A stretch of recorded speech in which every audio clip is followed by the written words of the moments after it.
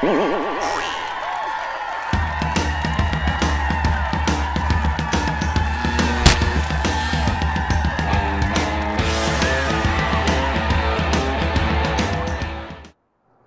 everybody. Welcome to another Comic Source Comic Boom collaboration. We're going to be talking about your DC books for the week of June 29th, 2021.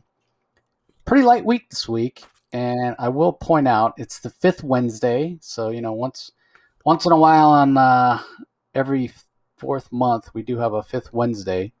And traditionally, it's kind of a dumping ground that last Wednesday for annuals and specials and all that sort of thing. And this week is no exception. But I will say when I look at the books for next week and there's like 15, 16 books. It's insane. It's insane. Couldn't you not have taken some of those? But like, let's say you take these 4, that's 20. Do 10 this week and 10 next week. Yeah. I mean, next week I looked at it and I'm like, well, that's 2 episodes. I don't know how we can do 16 books in one episode. Yeah, these books are pretty thick. These annuals they have a lot more pages. It took much longer for me to read them than I originally thought.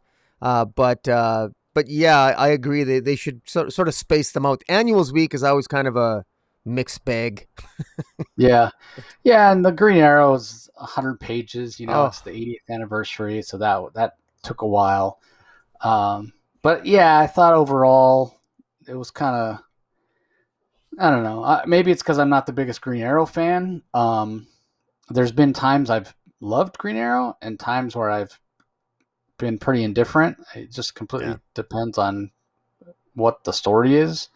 I feel like he's a character that, for me, it's very creator dependent on how much I'm into him. But I will say that the anniversary special here, the 80th anniversary special, it did capture a lot of those eras of Green Arrow pretty well. So it did. Yes, it did. Yes. Yeah, that was nice. Catwoman was a big highlight for me. Teen Titans was sort of weird. And I thought the Infinite Frontier Secret Files, just collected all the digital stories. But I feel like I wouldn't say required reading for Infinite Frontier if you're checking out the miniseries, but it definitely, there's good information there. If you are reading the Infinite Frontier, you want to see what the hell Joshua Williamson is doing. This will inform that. So it's probably worth reading. Yeah. Yeah, I'd agree with that. Yeah. So let's start off with the Catwoman, which I never put 2 and 2 together and realized that this Father Valley was related to John Paul Valley and Ludovic Valley, otherwise known as Azrael from the Bat family. It wasn't obvious to me at all. Yeah, it seems obvious in hindsight given the origin now, but I agree with you. I never actually saw it coming. It actually surprised me. Yeah, so I thought, but it's not like I can't. I don't know. It's not that I dislike Father Valley as a character. This didn't necessarily make me like him more. But more than anything, what this did was it made me want to go back and read more Azrael stories. That's right. Let me go back and read the Azrael series. Let me go back and that's what it did more than anything. But anyway, we'll talk about it in a little more detail here in a minute. But it's from the same writer that writes the regular series. So Romvey is the writer. It's all sort of one big story, but it's divided up into 3 sections. And so Kyle Hotz, Fernando Blanco, and Juan Ferreira as artists each handle one section of the book. Then David Barron does the colors, Tom Napolitano on the letters. There's a couple of really cool covers. The main one is by Hotz and Barron, and then Liam Sharp has a variant that's pretty cool looking too. So, I think you texted me after you read it, Rocky, and said you really enjoyed it. So give us your thoughts. Well, I actually, I'll be honest. The last time, I can't remember the last time I was actually interested in Azrael. The last time now Azrael's not actually in this, but it's the Order of St. Dumas is actually part of this. And it's the Order of St. Dumas where that's the origin of this Father Valley. So this new person this Father Valley is a person that he's a spectacle, mysterious, very energetic, and very skilled in hand-to-hand combat. We last saw him in the last issue of Catwoman. He actually stabbed one of Catwoman's lead stray generals in the stomach, leaving him for dead. His name was Leo, and Father Valley left him to die in a back alley, basically to get Selina's attention. And the background here for Father Valley is, I think it's actually kind of interesting. On the surface, it's kind of tropey, maybe.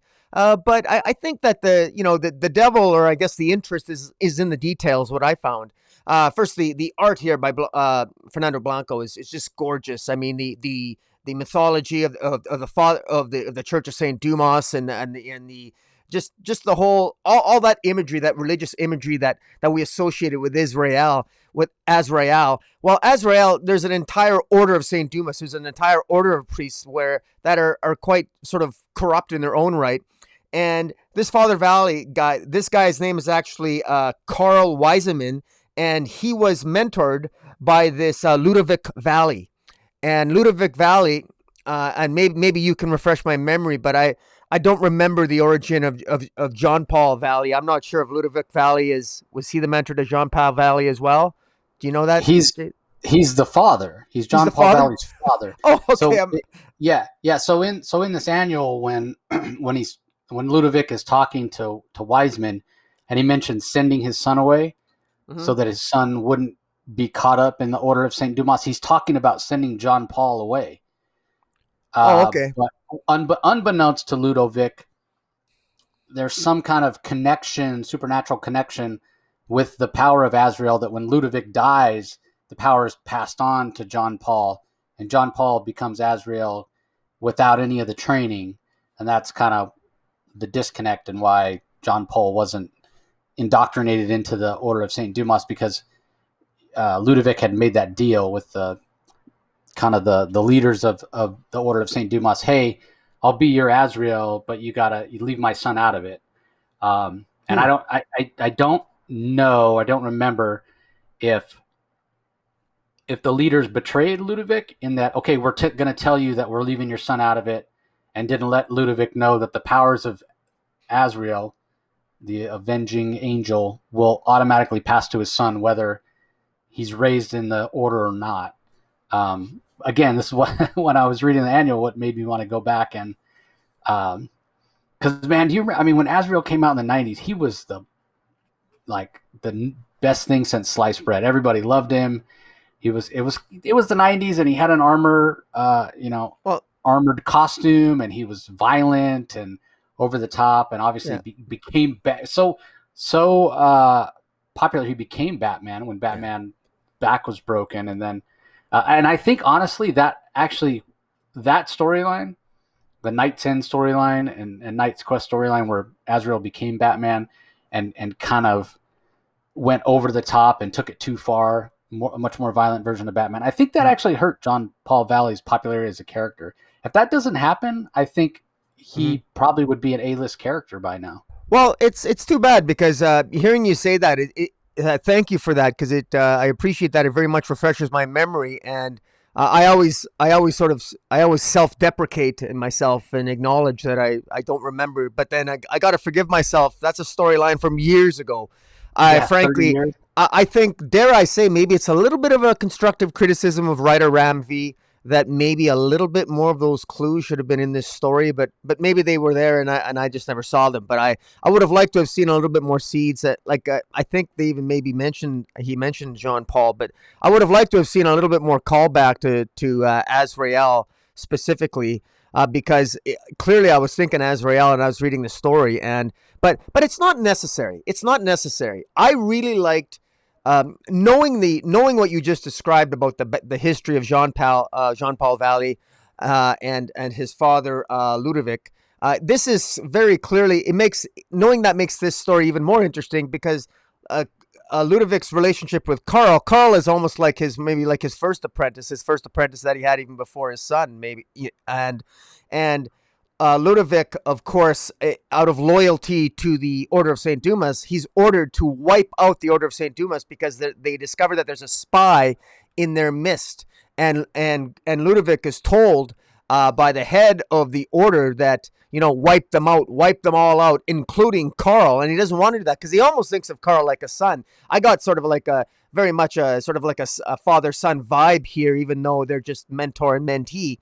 And I thought it was, and the sense of betrayal that Carl feels when Ludovic betrays him and essentially sort of casts him out and essentially believes he tries to kill him.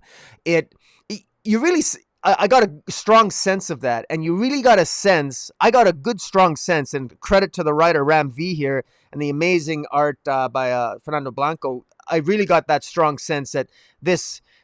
I felt the emotion here. I felt the sense of betrayal that Carl felt, and Carl's quest for revenge that ultimately brings him back to seek revenge on Ludovic. And ultimately, it really whets my appetite because now I'm wondering, why does he care about Selena so much? So this is a very interesting story. It's gorgeously rendered. This is this is actually an annual that's significant. A lot of times you can forget annuals. They're not must reads. They're kind of like afterthoughts. You don't always have to read annuals. They're just sort of like one-off stories. But this is actually an annual that I think truly enhances the narrative, and it's nice and long, and this is character based. I really got into this story. I quite enjoyed it. And and that's despite the fact that here I am criticizing it, wishing that it gave us even more information about John Powell. But I don't need to know. I don't need to read about Jean Paul Valley, because I'm actually quite interested in Carl. I'm really curious as to know why Carl became so corrupted that he wants to take his revenge on Selena. I don't quite understand that. I think that's still kind of a mystery to me. I never really got a sense of why that is. Did you get a sense of why Carl ultimately would want to get revenge on Catwoman of all people? Well, no more so than he would want necessarily to get revenge on anybody. I mean, here's a guy who Order of Saint Dumas, worshipped Ludovic, definitely saw him as a father figure, and once he's betrayed by Ludovic, he likens that in his mind, or there's an equivalency there for Carl Wiseman, that Ludovic to him is his father figure, but also he equates that with God, God the Father as well. So when he feels that he's been betrayed by Ludovic, his faith has been betrayed. His faith in his relationship with Ludovic as a father figure, his faith in the Order of Saint Dumas, his faith in terms of his religious faith. He feels betrayed by all of it. And he mentions that he had been orphaned at birth, and now he's orphaned by Ludovic turning his back on him. He's orphaned by the fact that he no longer is a member of the Order of Saint Dumas. So the order has been destroyed, and so he's going to turn his back on all of it, right? And he's kind of self-martyring, and what he's going to spend the rest of his life doing is basically being a hired killer, because he's going to be so terrible. He's going to be such a terror. He's going to be such a force of evil in the world that it's going to cause the people that he's after, the people that he's hired to kill, to turn to God. I think it's a fascinating idea. And he says as much, and I'm reading between the lines a little bit, but he says that's kind of what my purpose is in life now, right? Like I'm going to attack people. They're going to fear, and they'll pray to God. So, I mean, it's an interesting dichotomy, interesting in terms of, kind of a psychological impact. It makes him a little bit more of an interesting character. But it is such an out of the box way of giving a character kind of a reason for, a motivation, a reason for doing what they're doing. Are you intrigued by the character, or are you fascinated by him, or are you just kind of blah? I wouldn't go so far as to say I'm fascinated by him. Before, I just thought kind of two-dimensional. He hasn't done much, not necessarily somebody that I'm interested in. So I will say this origin makes me more interested in him. But I guess for me, the reason that I'm having a tough time with this character, I was having a tough time before because I had no context. Um, and now, with what he says in the book, and I'll just read what he says. So he talks about, laying there. So Ludovic was going to kill him. He showed up at the Order of Saint Dumas safe house or castle or fortress or whatever you want to call it, where Carl happened to be. There were several of them all around the world. Ludovic showed up at the one where Carl was. Carl unmasked him. He realized who he was. Carl supposedly tried to commit suicide, jumped off the side from very high up, jumped off the side of the parapet from the fortress and fell. Didn't die. Laid there for days. And he said, all my fathers had forsaken me. I'd been orphaned at birth, then by you, Ludovic, and now at last by you. And he's talking about God, right? Like he laid there, what he thought was dying, prayed to God. God didn't answer him. He said, I understood then your great plan. I understood why I had to fall. I am the shadow that stalks this valley, the evil that is to be feared. I'm forsaken, so I may serve to redeem others. I will become the reason they shall call to you in prayer, Father. And he's talking about, God the Father. So yeah, he sees his plan as or his purpose in life being that everybody has betrayed him. He's all alone. I'll just be a bad guy and I'll force people to turn to God in prayer. So again, it's an interesting motivation.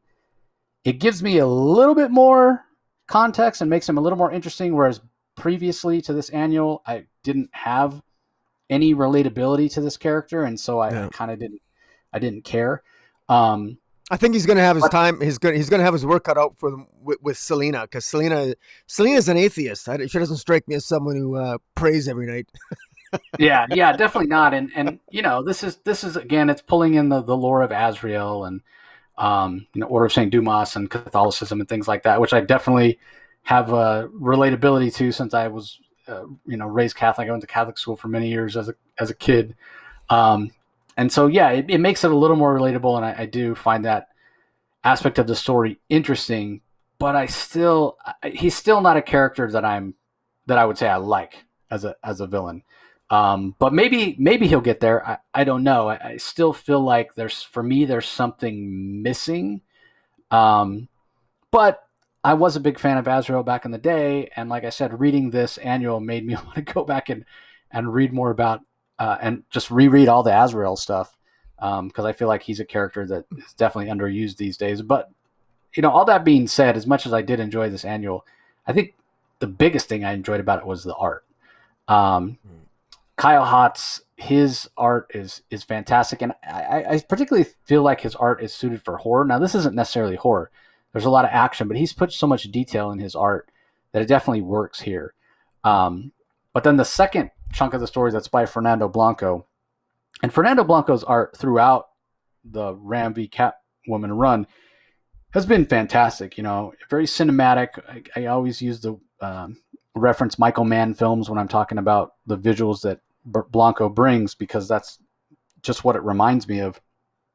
But what's amazing in this one is when we get those first couple of pages of Fernando Blanco art, it's Azrael. This is the Ludovic, John Paul Valley's father, the Ludovic Valley version, and he's attacking one of these strongholds in Spain, and that's where Carl Wiseman jumped over the side of the parapet.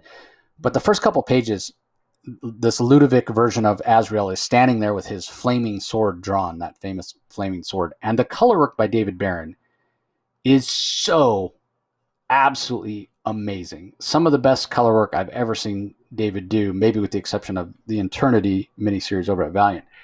The flames on this sword pretty much take over the panels in terms of how it lights everything in the panels. The flaming sword is the light source, and it informs everything else, and it is amazing. It is just gorgeous artwork. And then you go from that to the Juan Ferreira art that finishes off the annual. And yeah, this is a gorgeous looking annual. A lot of times I'll say, well, I wish they'd gotten just one artist to do the whole thing, but they divide it up well. And even though these artists don't necessarily have a similar style, it definitely works. And like Rocky said, a lot of times annuals aren't required reading, but this is a quality annual. And if you're reading Catwoman and enjoying Catwoman, you definitely need to be reading this annual because otherwise you may be a little lost.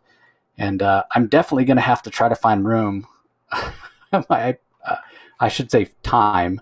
There's plenty of room on my iPad to put more comics on there. Um, but I mean, I've got 4 or 5 different long classic series that I want to read. I just put a bunch of Spawn on there, and now I'm like, man, I need to go back and do a deep dive Azrael reading order and go back just because it's been a long time since I've read all that stuff. 30 years, like you were saying, 25 years since Azrael first appeared. It's been a long I think time. Sword of Azrael was, I want to say 1990 Yeah. was Well, the Sword of Azrael. the last time I read Azrael, he was on the member of the Justice League Odyssey. Oh When yeah, he was yeah, in space with Darkseid and Jessica Cruz and Cyborg and Starfire, so that had nothing to do with the Order of Saint Dumas. So one really never got a sense of any of this. So, but anyways, yeah. 1993. wow. So 28 years I forgive since myself for not remembering that. since Batman Sword of Azrael debuted. Yeah, So yeah. nuts. All right. Well, let's move on to the next book. And again, this is another. We were mentioning these are pretty large books. The Infinite Frontier Secret Files. So this is an 80-page giant, and I think I mentioned it at the top. These are stories that were published as digital firsts, and it's basically Director Bones of the DEO going through and listening to like files or tapes on different characters that are going to play a role in the Infinite Frontier series that Williamson's doing, and they're each done by different writers and different artists, but with Williamson as sort of a like a showrunner, right? So, for example, the first one's called Make Time, and it says story by Brandon Thomas and Joshua Williamson, but the writers is Brandon Thomas. So, basically, Joshua Williamson is consulting with each of the writers for each of these stories to come up with the framework of the story, and then the writer comes in and does the story beats and the scripting and what have you. The art in this first one is by Valentine Delandro. Colors are by Marissa Louise and Triona Farrell. Letters by Tom Napolitano. And the first story is a Calvin Ellis story, who's the Superman of Earth 23. And it's a fun story. Valentine Delandro, I think the last time we mentioned their work was on the Mr. Miracle backups in the Action Comics for Future State, or not Action Comics, but Superman of Metropolis for Future State. And we were pretty harsh. The art wasn't particularly good. This art's better, but it's still a little dark for my taste. A lot of blacks, really thick lines. And Calvin Ellis is maybe the most hopeful of the different versions of Superman from the multiverse. And so I feel like this art with really thick lines and kind of blocky transitions from panel to panel doesn't necessarily convey that really, really well. Overall, the story does a pretty good job. It's basically a day in the life of Calvin Ellis as he takes on different challenges as Superman, while trying to inspire those around him as President Calvin Ellis to solve their own problems, because he's constantly worried in the back of his mind, what happens if in his role as the leader of Justice Incarnate, if he ever doesn't return from a mission. He wants to be sure that his Earth 23, is not too over-reliant on his abilities as Superman, constantly saving the day and saving the Earth from disaster, that he doesn't want them to become too reliant on him as Superman. He wants them to be able to solve their own problems. So ultimately, I thought it was a good story. I enjoyed it, but yeah, I think the art, not the best artist choice on that one. I mean, and not to say that Valentine Delandro did a terrible job. I just think he probably would have been better suited to do like the Director Bones and Captain Boomerang story or something like that. Something that wasn't Superman inspired, because like I said, he's such a hopeful character. You really need kind of a lighter, more traditional comic art sort of style, but maybe that's just me. What did you think of the first story, Rocky? I thought it was. I actually thought that this was just very much. I think DC is just trying to introduce Brandon Thomas, Joshua Williamson. They're trying to, I think, reintroduce Calvin Ellis into the DC universe because there's a focus on Calvin Ellis in this Infinite Frontier Secret Files. Earth 23, along with Earth Designate Zero, crops up more than once in this Secret Files, and it cropped up as well in Infinite Frontier #1 that we had reviewed. And I think that DC wants to give some more love to this President Superman because he is the leader of Justice Incarnate, who safeguards the sanctity of multiversity of the 52 Earths, in conjunction with all the various Justice League totalities, because each individual Earth has its own Justice League totality, which is ultimately revealed in the 5th story in this compilation called The Totality, also written by Brandon Thomas and Joshua Williamson. Very clearly, this you alluded to it earlier, Jason. You're absolutely right. Is this essential reading for DC? You could probably get away with not reading this, but I would recommend people pick it up, because I do think, frankly, it's kind of a criticism of DC right now in that, are we headed to our future state? The future of future state probably isn't happening. Maybe it is, but is Infinite Frontier happening? They don't really seem that a lot of this stuff doesn't really appear to be lining up all that well, but yet in a way, maybe it is. I don't know.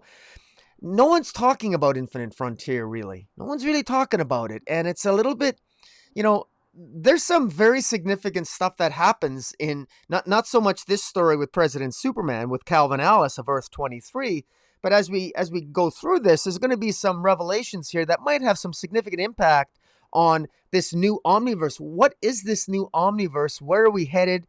It seems like, is this really a crisis, an epic event? I'm not really sure. One of the things that I think that comes through with Calvin Ellis is that he very much wants Earth 23 to look after itself, but all the citizens of Earth 23, and I think all the citizens of Earth 02, everybody now knows that the multiverse, that the crisis happened. They're aware of the circumstances of death metal. And Joshua Williamson, along with Brandon Thomas, the story here is that everybody, all the citizens of the multiverse seem to be self-aware that there was this crisis. And I'm not really sure where all this is going, but I like Calvin Ellis because I think people need to get to know him, because he's a major player. I think he's a major player with Justice League Incarnate. I think he's going to be a major player with the DC Infinite Frontier moving forward. So, yeah, I would agree with that. And speaking of major players, and maybe it's because he's become so popular. People equate him with Wally West a lot these days, and I'm talking about Roy Harper, Speedy, yeah. Arsenal, whatever you want to call him. And maybe it's just because we have the Green Arrow 80th anniversary where he had a couple stories there, and now we see him here for the second story, Seeing Red, written by Stephanie Phillips, story by Stephanie Phillips and Joshua Williamson, art is by Anaka Miranda, colors by Nick Filardi, and letters by Tom Napolitano. And we see Roy, and he's back. And, between the Green Arrow 80th anniversary, between the Teen Titans Yearbook and the Teen Titans Academy, where it's called the Roy Harper Teen Titans Academy. Clearly they're bringing him back, but it's like they don't know what to do with him. Much like Wally, and we have differing opinions when it comes to Tom King a lot of times. But I just wish that Tom had picked somebody other than Wally West and somebody other than Roy Harper in Heroes in Crisis, because it's like he did that, and it was an impactful story, and he was trying to tell the story, and there were certain themes and whatnot that he wanted to explore, and he chose those heroes, and it made it a little more impactful. But at the same time, DC's been trying to walk it back ever since it happened. Like, I don't understand. Like, why did you give him editorial approval to kill Roy Harper and to have Wally West be responsible for all the deaths, when then you were going to spend how many? We've talked about it on this podcast, on this YouTube channel, about how many times is it the story of Wally West's redemption? How many times does he need to be redeemed? Yeah. Right. It's over. It's continuous. It needs to just stop. And now it feels like the same thing with Roy Harper. Yeah. So it's almost like in these instances, specifically with Wally West and with Roy Harper, There needs to be like a clear delineation, like, and I don't know how you do it. Do you just say, okay, this is the Roy Harper from the past that has come forward and skipped over all the traumatic stuff with losing his daughter and what, like, I don't know. There definitely needs to be a reset button for Roy Harper because he's been put through the ringer because all these different writers over the years have wanted to make him edgy and dig into that angst, and it's great storytelling. But then you can never, like, the things that have been done to Roy Harper, they're things that are hard to undo and get him back to like any sort of status quo. I hate to say he's damaged goods and he can never be interesting again, or you can tell stories with him in the right way or whatever. It's just so many different writers have tried so many different things, and I almost think they've screwed him up so much that you need sort of a clean slate to start over. And it doesn't mean you have to throw everything out, the drug use in the past and whatnot. But man, the poor guy's really has been put through the ringer. And this story by Stephanie Phillips really shows that she understands that as well. I mean, Roy Harper here is basically trying to commit suicide he picks a fight in a bar with a guy that's like 4 times his size and is just letting the guy beat on him before somebody who has no business, just a complete stranger who's even smaller in stature than Roy Harper, stands up for Roy. And that's when Roy realizes that, hey, maybe I need to turn things around. Maybe I need to not give up. Yeah. And of course, once he actually even though this guy's like 4 times his size, once Roy actually starts defending himself, the fight is over quite quickly. So it does seem like this girl, and Roy even acknowledges it, because the girl says, hey, thanks for saving me. And Roy says, actually, I think you saved me. And maybe in Roy's mind, he's looking at this young woman that saved him and seeing what his daughter would look like if she hadn't been killed. Yeah, she kind of looks like Cheshire a little bit too, and his daughter Leon as well, obviously. So I'm not sure. It reminds him a little bit of both. Yeah, exactly. Because she's, she's of Asian descent, and she's small in stature, like I said. So, I don't know. Maybe it's a step on that road. But I just, again, I don't know how to do it. I don't have the answers. I'm not saying I have this perfect idea to pitch to kind of, and I don't even want to use the word redeem, but just bring Roy Harper back to like a baseline. And again, doesn't mean you have to throw anything out. I don't know what the answer is, but I do kind of wish or hope that DC can get him to that place, whatever writer it is.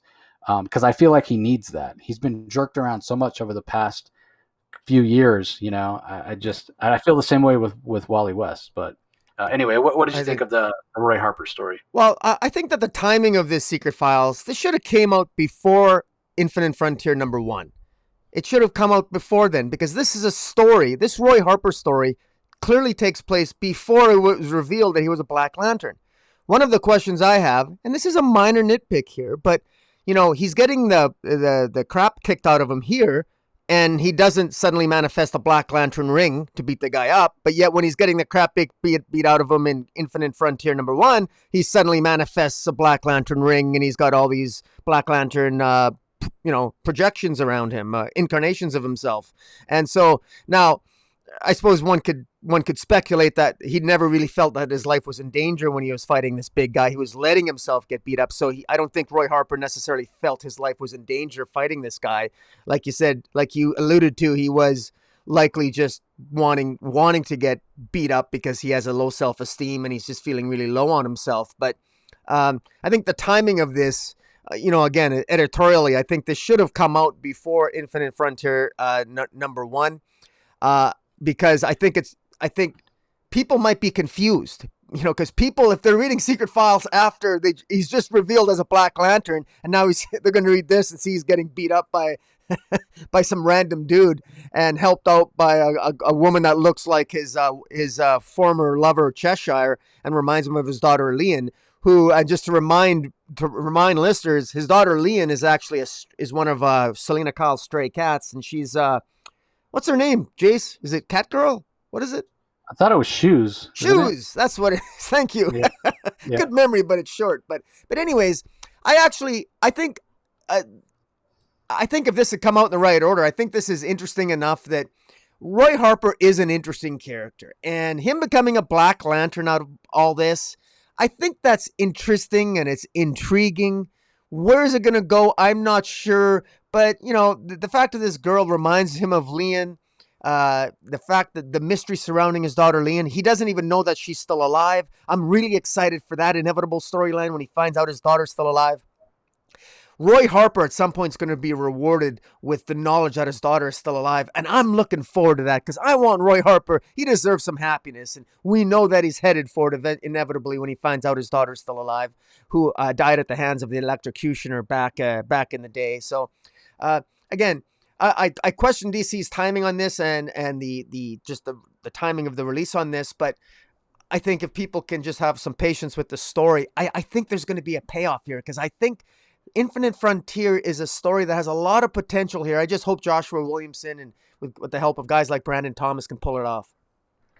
Yeah, you got to remember. I mean, I get what you're saying because a lot of people won't see this until it's in print. But you got to remember that this Infinite Frontier Secret Files was a digital first, so each of the chapters was 1 week of release. So, but how many people know that? Like, how many people really know that? Like, a lot of people get their comics at the comic shop. That's what I agree 100%. So unless you're keeping up on the digital first releases and reading them as digital first releases, which I do it sometimes.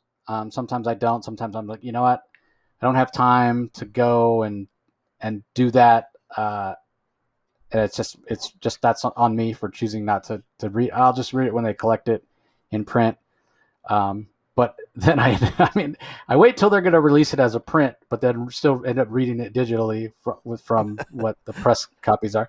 But my point being that this actually got released over a month ago in terms of as a digital first. But you're right, people are going to be like, wait, I thought he was a Black Lantern, but again, that's probably a different version. And yeah, a lot more to come in Infinite Frontier, the 6-issue mini. Anyway, in the Infinite Frontier Secret Files, the next story is called My Brother is a Kind of Shadow. The story is by Dan Watters and Joshua Williamson. Dan Watters is the writer, art and color by Stephen Byrne. This is basically the Jade and Obsidian story. And I gotta admit, I didn't know that Jade had died, so I'm not sure where that happened, or I'm obviously I missed it. As far as I know, she's been back, and apparently that happened in Dark Knight Death Metal. So again, I wasn't sure, but the context of the story is she's basically a little camera shy. She's a little gun shy. Apparently, her death was caused by the failure of her powers, like her jade tattoo or whatever it is that allows her to access the power of the Starheart. Because she's basically a Green Lantern that doesn't have a ring, right? Like the original Alan Scott Green Lantern has the power of the Starheart meteorite that charges his ring, and that's how he uses his powers. The Starheart power is not embedded in a lantern for Jade. It's on her hand. And that's where her power comes from. And like I said, apparently her death had something to do with that power failing. So she's scared to use her powers. She's worried that if she's flying or doing whatever, the power could cut out at any moment and she'll fall to her death or she'll be killed in battle. And so she's a little tentative. And in going on this adventure with her brother Obsidian, and him kind of showing faith in her and just being there to support her, her faith in herself, her belief in herself is sort of renewed. So it's a good kind of brother-sister story. It shows their bond. I think they're both interesting characters. I think Obsidian has come a long way from sort of the angry black youth they sort of portrayed him as. And Jenny Lynn, Jade, has come a long way too. They both, as characters, have more layers than they did when they were first introduced. When they were first introduced, they were kind of two-dimensional. Here were these twins that were separated at birth, and Todd Obsidian was adopted or was fostered to a family that was very abusive, and so he grew up angry. And Jenny Lynn was kind of fostered to or adopted by a family that was, all rainbows and sunshine, white picket fence, that kind of thing. And so they were very much opposite in their personalities, but so much so that there weren't any layers and they were just kind of stereotypes. And over the years, writers have come in and they've added more layers. They've added more positive side, and Obsidian has sort of evolved and been able to come to terms with a lot of the trauma he suffered as a kid, and it's made him a more interesting character. And apparently, they're trying to add a little darkness to Jade or Jenny Lynn, a little kind of negative emotion or kind of angst, which I think kind of makes her more interesting as well, because you're getting more layers of characterization now that she's back. But at her core, she's still kind of happy-go-lucky, more likely to smile than frown, and that's sort of what this story gets her back to. So I think it's a good story. If you're going to talk about art, I mean, Stephen Byrne always does, most of the time, does his own color work, and that really informs his art to allow him to really make it jump off the page, and he does a good job with this one. So I didn't have any complaints about this story. I am sort of curious. We didn't get a whole lot of Jade and Obsidian in the first issue of Infinite Frontier in terms of what the role might be in the story. Obviously, Alan Scott's going to play a big role, and they're Alan Scott's children, so we would expect their roles to be pretty large as well, which is interesting because I would classify them as B characters at most, maybe even C-list characters for DC. They've never been really prominent, and I'm sure that there's a lot of fans of comic book movie and TV shows that have never heard of these two because I don't think they've showed up in outside the comic except maybe in some cartoon movies, but I'm not even sure of that. So I thought this was a good one, and I'm curious to see what role they play in Infinite Frontier. So Yeah, I agree with you. It's interesting. I'm actually more interested in this Chroma character. I'm sure I can only assume that this Chroma character must have appeared at some point in the Green Lantern series. I don't, because apparently Jade recognizes Chroma and said, you promised not to return for 1,000,000 years. And then I guess this Chroma is attracted to the new vibrational frequencies, the new aural structures, which I'm assuming were created from the recreation of the multiverse following Death Metal. And this Chroma, I believe, is also a non-binary character, because I believe Obsidian refers to Chroma as they. At first I thought that it was an editorial and a typographical mistake, but then I realized I realized I'm behind the times, and I'm pretty sure there was one time that he referred to her as they. So I think Chroma is meant to be sort of like gender neutral at a minimum. So we have some more diversity for Chroma, which kind of makes sense. The message here is kind of, it's, on the one hand, it's a little bit tropey. This is very long, and basically the message that Obsidian tells Jade is, well, we could die at any moment, and, Chroma might return. This Chroma might return in 20 minutes and destroy the world, or might return in 20,000,000 years. But in the meantime, all we can do is live life to its fullest. And so it's all, well and good, and it's all great and everything. But part of me is, well, I guess this is a snapshot of just getting to know these characters, because this really is not really telling us necessarily anything we absolutely need to know, I don't think, about about Infinite Frontier, other than just getting us to know this Obsidian and Jade and this Chroma character. I suspect this Chroma character is going to have much more significance in the Infinite Frontier storyline than, because these things, I can't imagine, it must be here for a reason. I at least I hope. Joshua Williamson is known for planting seeds that he doesn't go back to, unfortunately, in my experience with his Flash, but hopefully he's not making that mistake here. But I don't think we'll see Chroma. I mean, my gut says that we won't see Chroma in Infinite Frontier. My take on it was Joshua Williamson going back. So Chroma's an Infinity Incorporated villain. Showed up in Infinity Incorporated as first appearance and showed up several more times. Yep. And Infinity Incorporated was always able to defeat them because they are gender neutral. So my take was they brought a villain that was familiar to these two, that was really powerful, that has over the top powers, to really send that message to make sure that message gets through to Jade that, hey, life is short. You never know what's going to happen. So, make the most of it.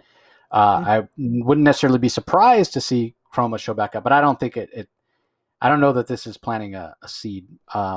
because Chroma did die, I think, in Jeff Johns' Justice Society of America book. They've always been a villain that lived in that sort of, Infinity Incorporated, Justice Society, that kind of corner of the Hmm. DCU. So, Yeah. but very very powerful, but always kind of underused. Never fought like Batman or Superman or anything like that. So, uh, like I said, I wouldn't be surprised to have him show back up, but I don't necessarily think that they will. The next story is called The Two Totalities, also by Brandon Thomas and Josh Williamson. The writers Brandon Thomas, art by Enika Miranda, colors by Nick Filardi, letters by Tom Napolitano. I don't really have that much to say about this one. This was one that didn't really resonate for me. But Rocky mentioned earlier how we see two different totality teams meeting to discuss strategy. The totality team of Earth Zero and the totality team of Earth 23. Um, the only thing that I will mention, I mean, technically it's a fine story. I just um, like kind of like the last one, the way Rocky felt, was just being introduced to the characters. I kind of feel like that here, but I didn't necessarily feel like this was any new information for me, or I don't know. I sort of felt a little bit like what's the point of this? Not sure. Well, I may have missed it, but I will say that seeing the psychic safe room of Martian Manhunter using an Oreo cookie as the round table that they all sit around was worth reading the story, because that if was anybody awesome. remembers, yeah, if anybody remembers the classic Bwahaha era, as it's referred to, of the Justice League, that was written by J.M. DeMatteis and Keith Giffen with art by Kevin Maguire, that was kind of the first time that it was revealed, or it was a thing in their stories in that era that John Jones, the Martian Manhunter, loved Oreos. That was just like his favorite thing. So kudos to Williamson and Thomas for giving us an giant Oreo cookie as the table they're sitting at. I thought it was fantastic. So Yeah. anyway, what were your thoughts on this one, Rocky? Did you get more Well, out of it than I did? I think it was a major revelation, but I didn't know at the end of Death Metal when there was the Justice League Totality satellite at Earth Designate Zero. I did not know that every single Earth, every single universe has its own totality. I thought there was only one totality. But I think this is a revelation that every single that it's been revealed here that there are 52 Earths. The multiversity is still intact. The 52 Earths are still intact, but there's just more of them. But the 52 Earths are there, and at least all of them have their own totality. So there's actually a totality Justice League satellite on all the different Earths. This is just two of them. This story deals with Earth 0 and Earth 23, and the totality members consists of heroes and villains of each individual Earth. And in this particular one, we've got the heroes and villains of the totality of the Justice League totality and the Legion of Doom, I guess, for each of those Earths.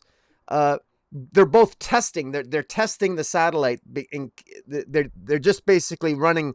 Both Martian Manhunters, they both happen to be running a test. They're testing the system to detect anomalies at the same time, and they end up crossing streams, and they end up fighting each other. And it's a giant misunderstanding. That's what this is. This is a giant misunderstanding between these two Justice League totality teams of Earth 0 and Earth 23. And I got to give full credit here. I actually really enjoyed this. I thought it was Brandon Thomas did a really good job here. I thought there was great characterization. I liked the interaction and the arguments back and forth. I loved how Martian Manhunter was sort of arguing with Lex Luthor, Mr. Terrific, Vandal Savage, Vixen. I mean, all of this was really good, trying to potentially ascertain if there is a traitor amongst them, and of course, ultimately, it's deemed not to be the case. But I quite liked it. I thought this was very well done. I thought the characterization was well done, and I think, like, again, and I keep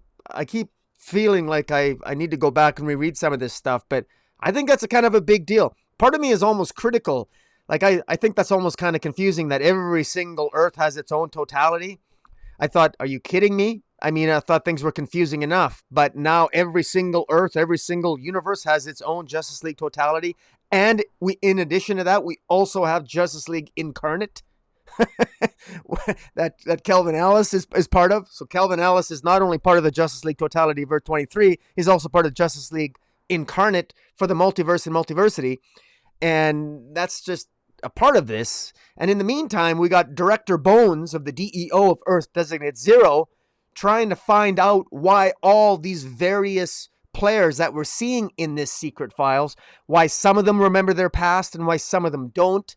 Why most citizens now know there's a multiverse, but some remember their multiversal lives, some don't, and we're going to be getting into that with with Captain Boomerang in one of the final stories coming up. But there's a lot of interesting questions being put in play here, and in any event, I think there's a lot to mine here. There's so much to mine where they can go in so many different directions that I feel a little bit like I'm not really sure which way Joshua Williamson wants to pull the reader, because it could. And so I think that's both a good and a bad thing. It's great that I see an Oreo cookie. I mean, that's, as you mentioned, that's so cool. That's awesome. But when I get into the heart and meat and potatoes of the story, I want more than an Oreo cookie. Anyway. Yeah, I don't know. I feel, remember when they did Crisis on Infinite Earths in 1985 because things were too confusing with too many different Earths? Yeah. And that was just, Earth 1, Earth 2, Earth X, Earth 3. Those were the main ones that you saw, and a few others would show up from time to time.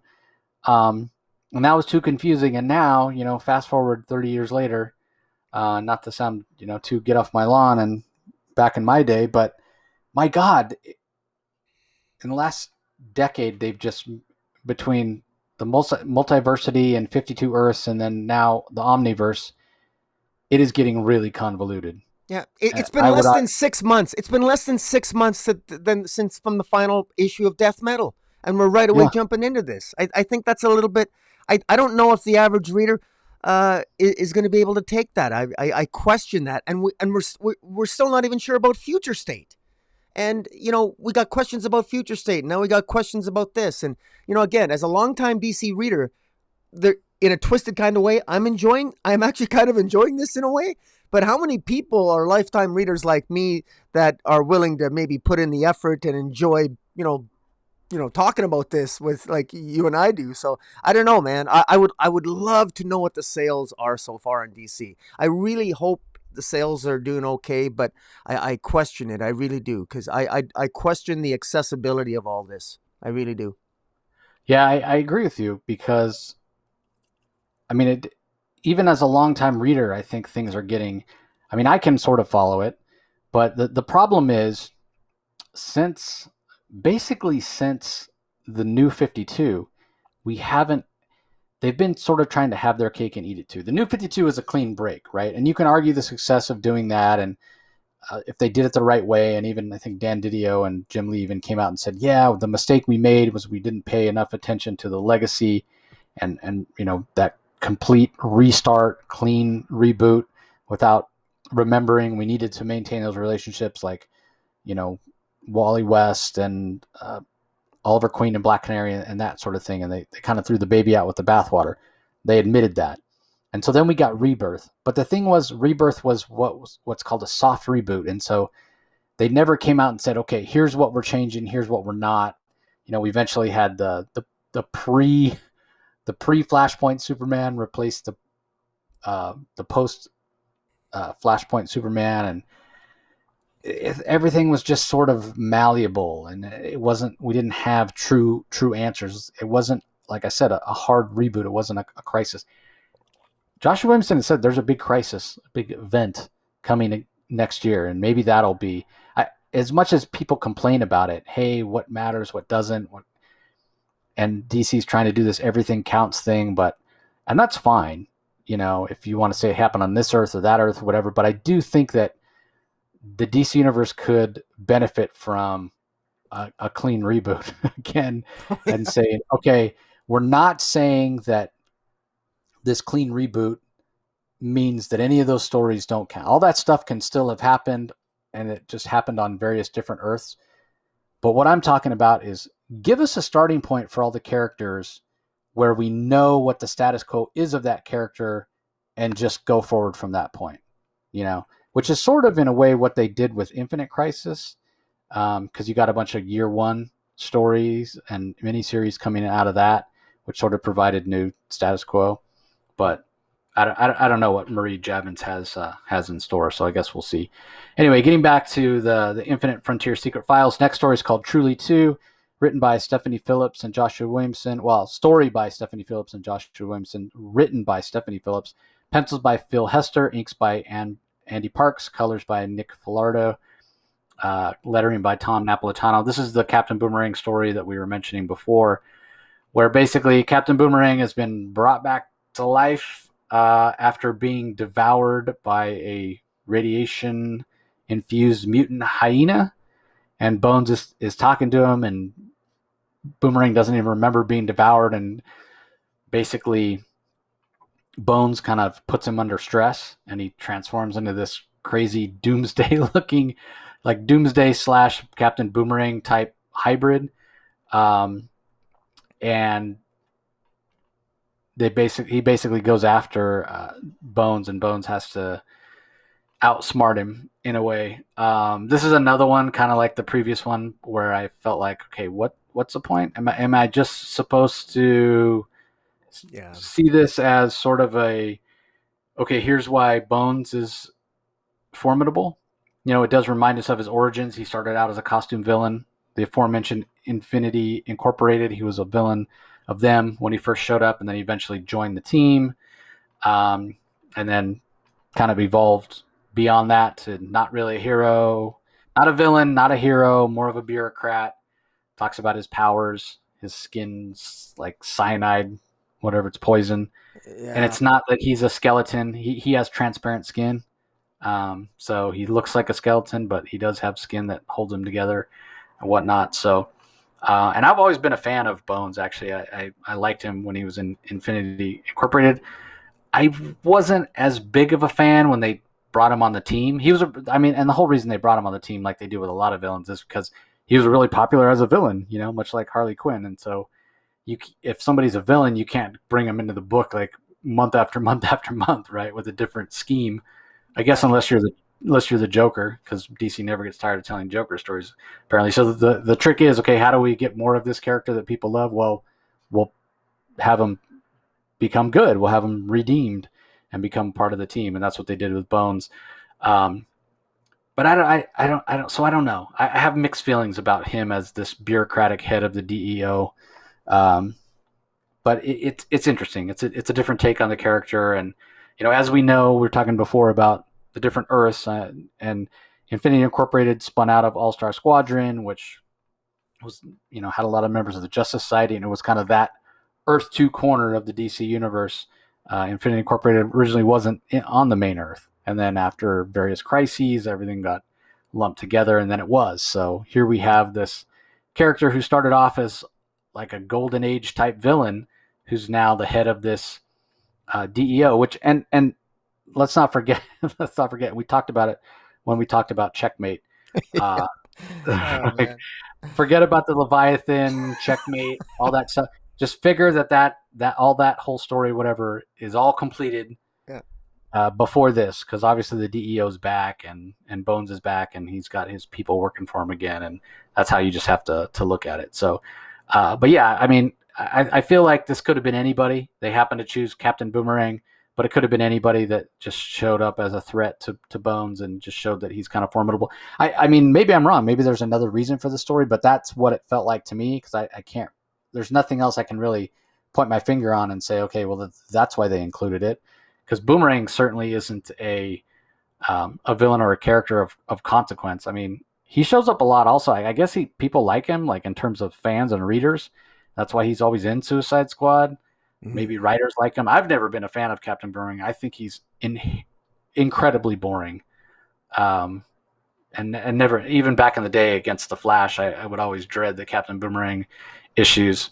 And he was always the one mouthing off to Amanda Waller, and that was always the one time where I was on Waller's side. Like, please just blow his arm off, Amanda Waller. Like back in the 80s, when it was only their arm. Yeah. Would you just get rid of him already? Like, because I'm so tired of his whining, and his attitude. And now I'm just like, can you just blow his head off? I'm tired.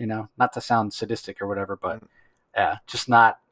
I can take very little of Captain Boomerang before I'm like, nope, tired of him, move on. So Well, sorry, I apologize to all you Captain Boomerang stands out there. well, I think this is a wasted. This was a wasted issue. This was the most insignificant of the entire stories in Secret Files. This was. It wasn't necessary. I don't. This served no narrative purpose. We learn nothing. All we know is. All we really know is Doctor Bones. For some reason, he's recruited Chase along with himself to go and to inquire as to how many various other heroes and villains remember their multiversal selves. And I my question is, so what? Like I'm not really sure what's the end game here. I mean, what like Dr. Bones, we got to remember that Dr. Bones in recruiting Chase to become part of his team to go and check out these various heroes and villains who may or may not remember their role in the past multiversal lives or whatever.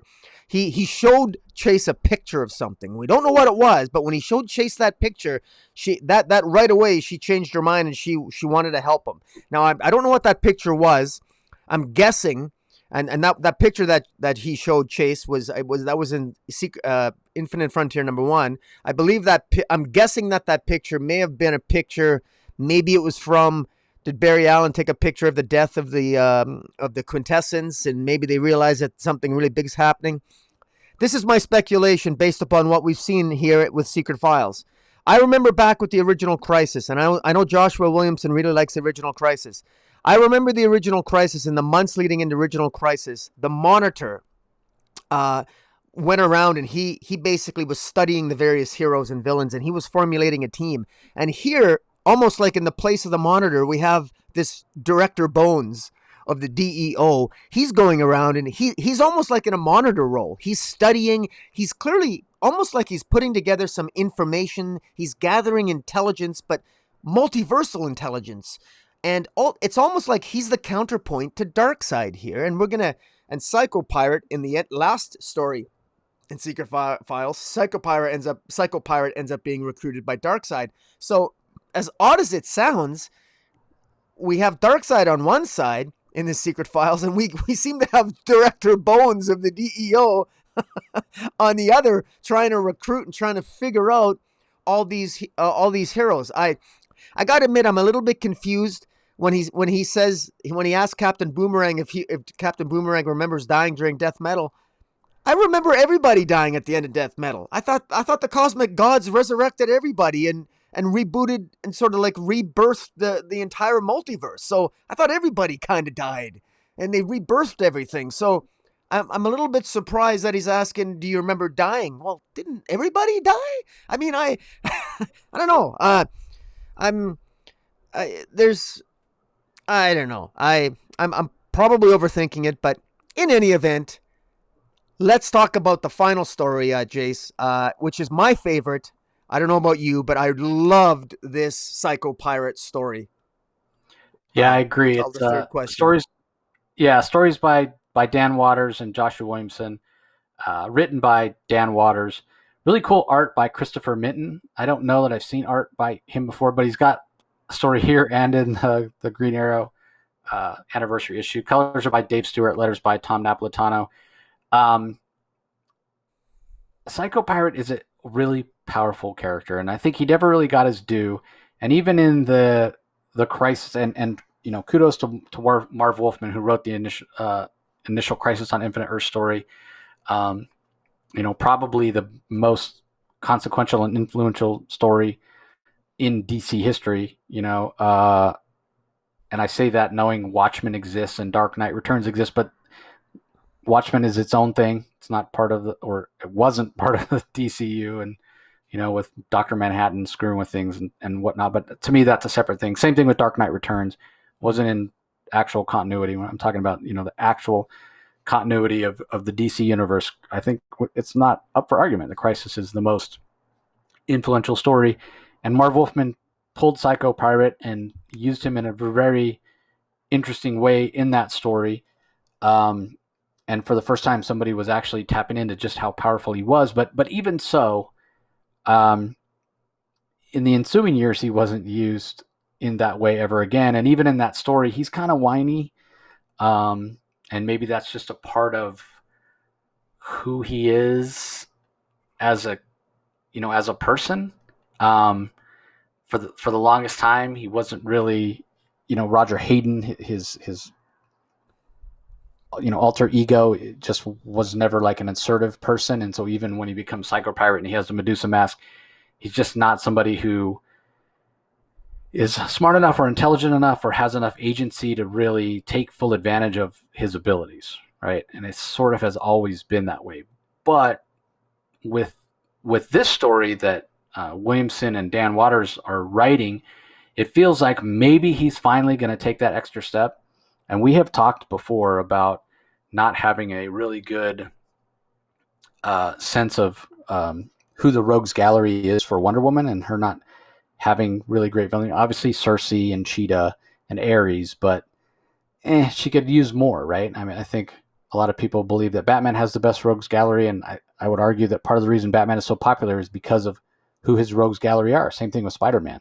Mm. Superman to a lesser extent, and that's how you kind of build up a hero, is by who they battle. And so I would hope that eventually somebody says, "Hey, we need to make Psycho Pirate like a specifically a Wonder Woman villain." Not to say he can't show up in other places, but I think that would be good. That would be a step in the right direction, and I've always felt that way. But I've also always felt like Psycho Pirate has been underutilized in terms of how powerful he is. So this story, and it's brilliant the way that it's set up with this guy who knows who Psycho Pirate is, just this random guy who is ambitious and craves power, and goes to see Psycho Pirate and wants to kind of I don't know if he wants to be his apprentice or he wants power for himself. And basically he understands how powerful and the potential of Psycho Pirate, and he's hoping to kind of ingratiate himself. And so Psycho Pirate asks this guy 3 questions, and he gets the first 2 questions he has very interesting answers for, and the third one not so much. But at the end of the story, Psycho Pirate, his frustration is looking to be more than what he's been. Like finally, right? Like it finally seems like Roger Hayden, that sort of personality is maturing. And who reaches out? Well, Darkseid, of course, because we know that Darkseid is the one that is sort of the big bad of Infinite Frontier. That's already been given away with Infinite Frontier Zero, and the fact that despite all the different multiverses and all the different omniverses, there is only one Darkseid for all of them. Which again, and I've talked about this before as well, that Darkseid should be more well known than he is. And I know, like, oh, he showed up in Justice League and the Zack Snyder Justice League, and people do know his name more so than they used to. But I always feel like there should be more menace to Darkseid. And Absolutely. It's not to say he's not powerful or he's not a big threat, because he is. But when people say Thanos in the Marvel universe, and more so now after the MCU for sure, but the idea of Thanos as a villain, as a threat, and a lot of it has to do with the MCU. That is a menace. That is a threat. That there's a sense of foreboding when you say, oh, they're going to be a Thanos story. Like, that's going to be a big story and the heroes are going to be up against it. When you say it's going to be a Darkseid story, you go across the street to DC and say it's going to be Dark Knight story, people kind of shrug their shoulders. Even DC fans themselves kind of, oh, well, we know, they'll win. Darkseid's been defeated before. Well, Thanos has been defeated every time too, but it still has that threat level. Just feels like it's huge, and with Darkseid, it doesn't. I would even say that people probably look at the Joker as more of a threat than Darkseid. As more dangerous than Darkseid, and that just shouldn't be. Like Darkseid should be the top of the heap when it comes to threats and villains and a dangerous character in the DC universe. He should be it, and I feel like that's what Joshua Williamson is trying to do here. Whether or not he'll be successful, that's to be determined. But the fact that Darkseid is going to use Psycho Pirate much in the way that the Anti-Monitor used Psycho Pirate I like that idea, because it does harken back to the original Crisis, where Anti-Monitor did use Psycho Pirate and use him as his powers, and he was sort of his right-hand guy, even though he was still kind of whiny and muley. but we've already seen in the pages of Infinite Frontier, issue number 1, that Psycho Pirate, not only is Darkseid going to use him, it looks like he's enhanced his powers. He's got a little bit of a different look. I feel like they're leveling up Psycho Pirate, which I think is cool because I think that he needs that. And he's been an underutilized character for a long time. So I'm a big fan of Psycho Pirate. In fact, when the pandemic was kicked off, like I make it sound like it's a concert tour, but when the pandemic first started, I was going through something, looking at different key issues that had been on my want list for a long time, and the first appearance of Psycho Pirate was on there, and I just never pulled the trigger on it. Never could find one that matched up the value and the grade with what I was willing to pay. But I did finally pick one up in the first few months of the pandemic. So I do own, I think I want to say Showcase 84, but don't quote me on that. I'll look it up while you give your thoughts, Rocky, on this on this issue. Well, part of me thinks that Bones is maybe the is actually maybe Bones is the Monitor in disguise, and that Chase is actually the incarnation of Harbinger from the original Crisis. Maybe that's what's going on here. I don't know, but it seems odd to me that here we got Darkseid, who clearly has recruited Psycho Pirate, and Psycho Pirate appears to have video recorded and videotaped his transition and his empowerment by Darkseid. Because he seemed to have videotaped it and sent the cassette recording to Bones of the DEO. That seems like a very dumb thing. Like, why would Psycho Pirate concern himself with an insignificant character like Dr. Bones of the DEO on a random Earth designated 0? It just seems like a really odd thing for Psycho Pirate to concern himself with. There clearly must be there must be more to Bones here. This director Bones must be more than just. He must be more than he appears. He has to be more significant than this, because I can't see why Psycho Pirate or Darkseid would concern themselves with Dr. Bones. It just seems so. Why would they send him a cassette? Did the cassette maybe... They're taunting. I took it as they're taunting him. Well, I thought maybe they're trying to seduce him with the anti-life equation with the sound. They're going to seduce him with anti-life through the sound, maybe? Because he says, oh, no. He says, absolutely not. And he smashes the recording. So I'm wondering, is he basically preventing them from hearing from being converted? I don't know, but anyways, it's very fascinating. It's interesting. I like it. I love the transition. I like Psycho Pirate's conversation with the guy that wants to sort of become his right-hand man there. Those 3 questions. The 3 questions were, what can we know?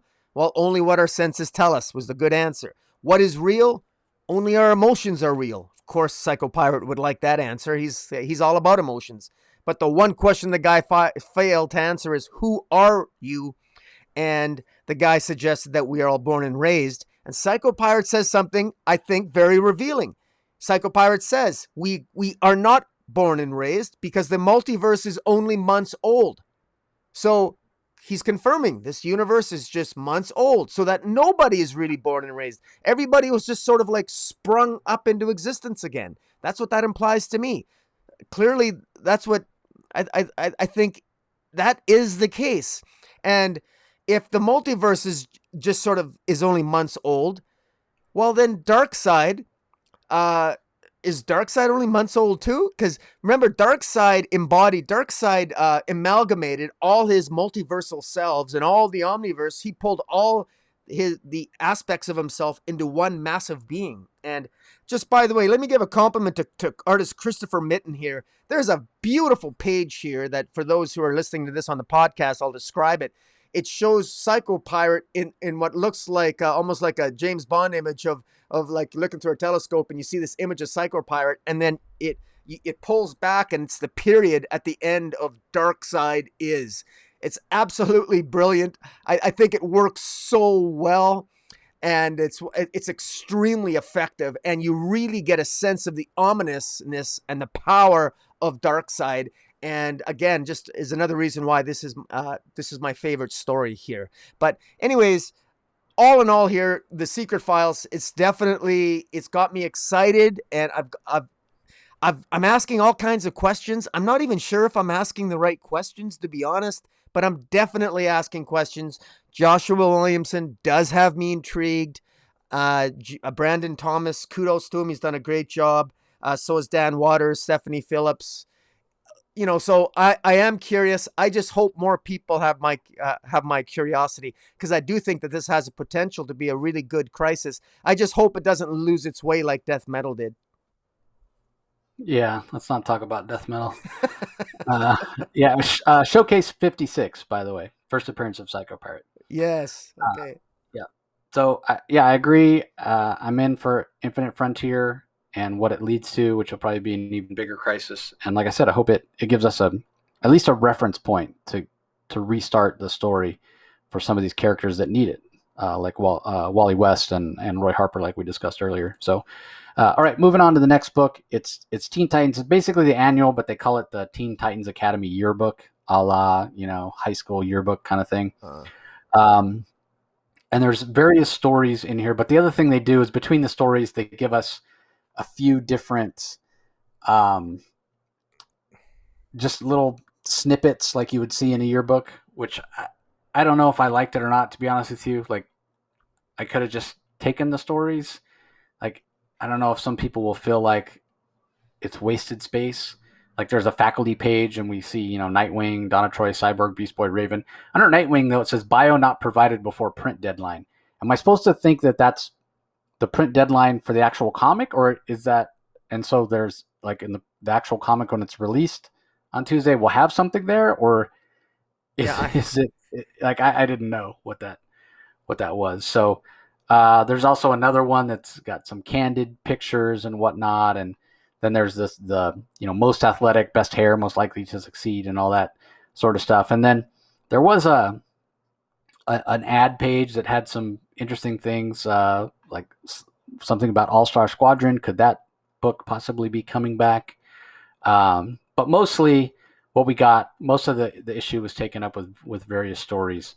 The first one is by writer Tim Sheridan. He's also the writer that writes the regular Teen Titans Academy. Art by Bernard Chang. Marcelo Maiolo does the colors. Rob Lee on letters. It's called Stitch in Time, and it's basically a spotlight on Stitch, who we met for the first time, I think, in Teen Titans Academy #1. I think that's their first appearance. Also, much like Chroma, a non-gendered character, because it's basically an animated, like, doll, for lack of a better term. And we noticed it right away. It looks like Ragman. I mean, it's a bunch of, patchworks of fabric that are sewn together. Doesn't have any internal organs, doesn't have any external, genitalia or anything like that. So obviously would be non-binary, non-gender, because it doesn't have any sex, it doesn't have any organs, but it is somehow magically alive. And interesting enough character. I'm curious to learn more about them. And we get a little bit of characterization here. There's some cool character moments.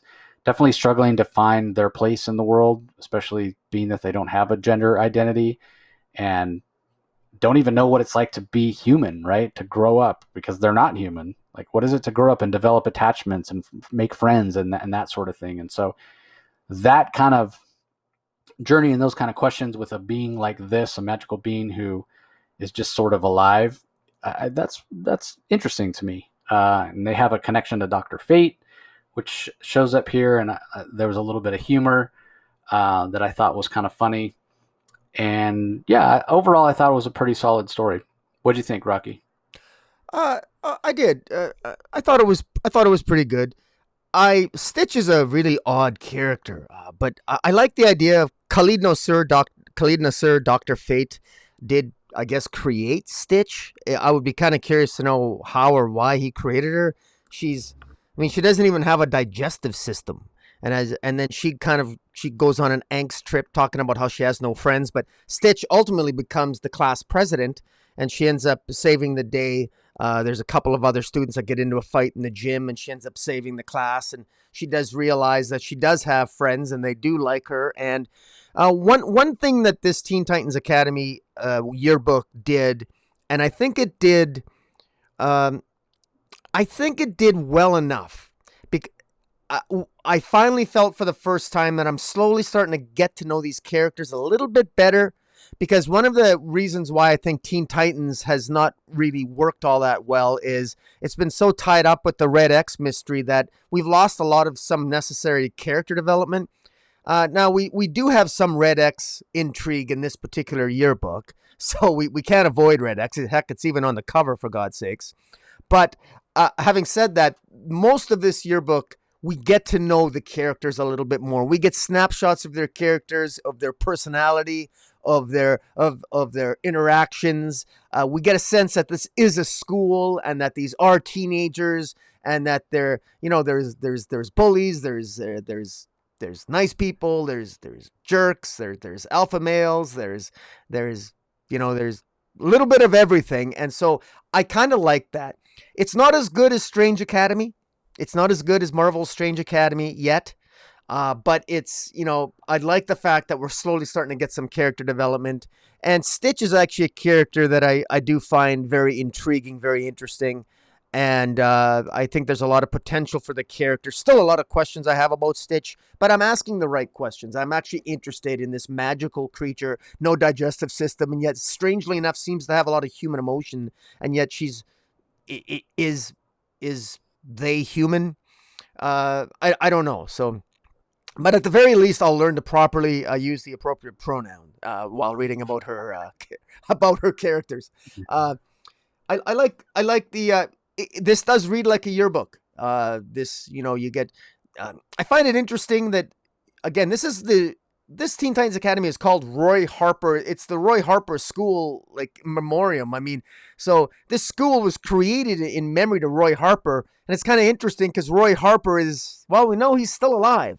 So it's kind of odd what's going to happen when Roy Harper comes back. He's a Black Lantern, and we also know that at some point, the Bat Pack are going to try to revive Roy Harper from the dead using Miguel's H dial. So that we got that to look forward to. So, but I thought this worked really. I did think that this worked really well. And Tim Sheridan goes on to write this story, 5 more minutes, with artist Marco Santucci. Gorgeous art between, and it's basically a date between Beast Boy and Raven. I thought this was absolutely beautifully drawn, but what a waste! Nothing happens. They just all Raven talks about is that she's having visions, and we know that the visions she's having are, and as she says, they're only premonitions if they come true. But while she doesn't say it, the visions she's having, I believe, are the visions she has of what we know will happen in future state. So right now, I think it's writer Tim Sheridan's way of saying that they're just visions now. They're not premonitions yet because it might not happen. The future is still uncertain. Future state may not happen. Because we're always wondering, will future state happen or won't it? And we're kind of, I think we're slowly moving toward the idea that it's not going to happen. It's going to be avoided somehow. And I think this is sort of hinting at that, while at the same time giving us a nice moment between Beast Boy and Raven. So, what do you think of that, Jace? Yeah, I mean, I agree with you. There's not much that happens, and it feels to me like the only reason this story exists in this book is to remind us, hey, remember that Future State Teen Titans story? That's still in play. Don't forget, because we haven't forgotten. That's the only reason that this is here, in my opinion. Yeah. Like, we haven't forgotten. We remember how bad it was. Don't worry, we haven't forgotten. But that I feel like that's why they put it in here. Don't forget that whole mess, and that and it tied into Future State Flash. It tied into the Future State Shazam Justice League story and what have you. So yeah, we know it's a big deal what happened there, and it tied in with the Red X mystery and all that too. We got it. We're aware. The next story is called Mothers, Brothers, Kittens, and Cake. It's also by Tim Sheridan. Darko Lafuente is the artist. Miguel Muerto does the colors, Rob Leon letters. And basically, this is just a story of Tubi and is it Matt Price? Yeah. Yeah.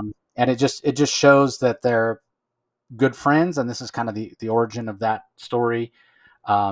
Basically, it's the weekend for the students at the academy, so they have time off. Matt doesn't have anywhere to go. He doesn't have a family.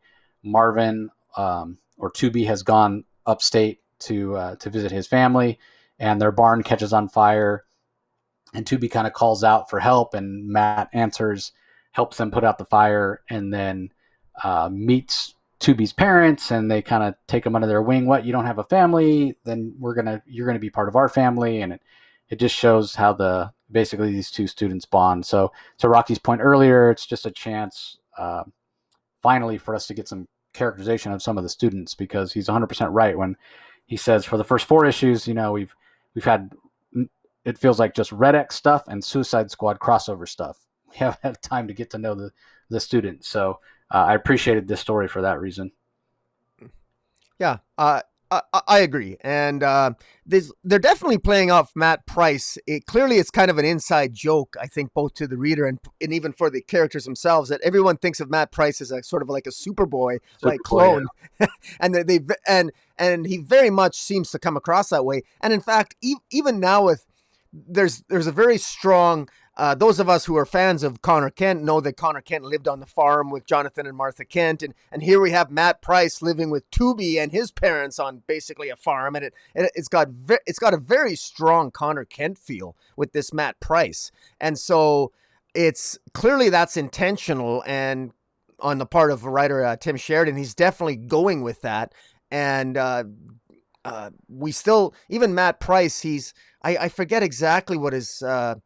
Actually, he fell out of the sky. His origin, he just recalls falling out of the sky, and he's got these powers. So the origin of Matt Price, we still really don't know what his origin is. So for all we know, he might be a glorified Superboy from another Earth. Who knows in the omniverse of things what's going to be revealed? But it is nice.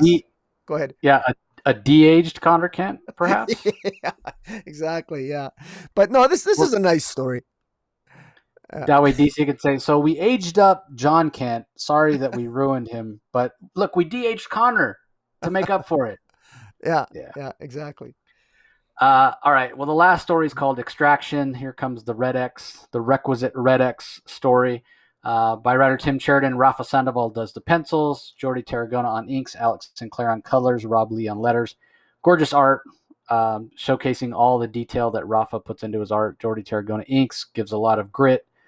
Beautiful colors by Alex Sinclair. It's very, very brightly colored.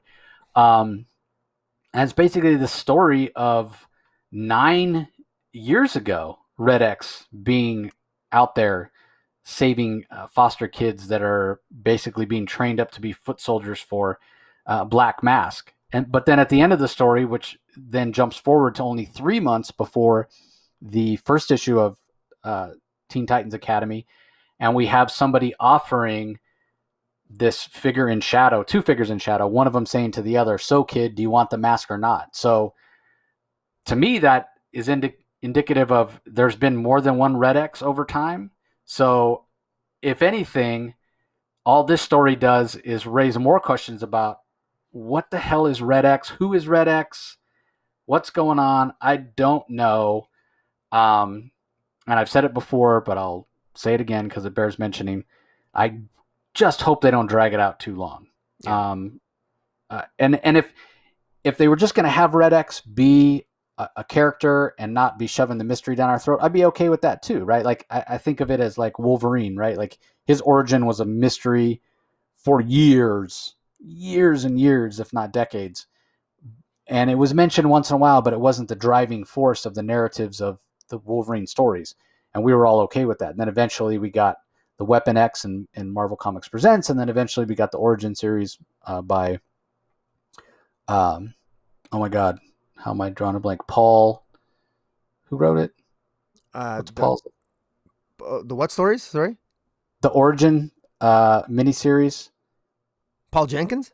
Paul Jenkins, there you go. Oh my God, I can't believe I was blanking on Paul's last name. Yeah, Paul Jenkins. Eventually we got it, right?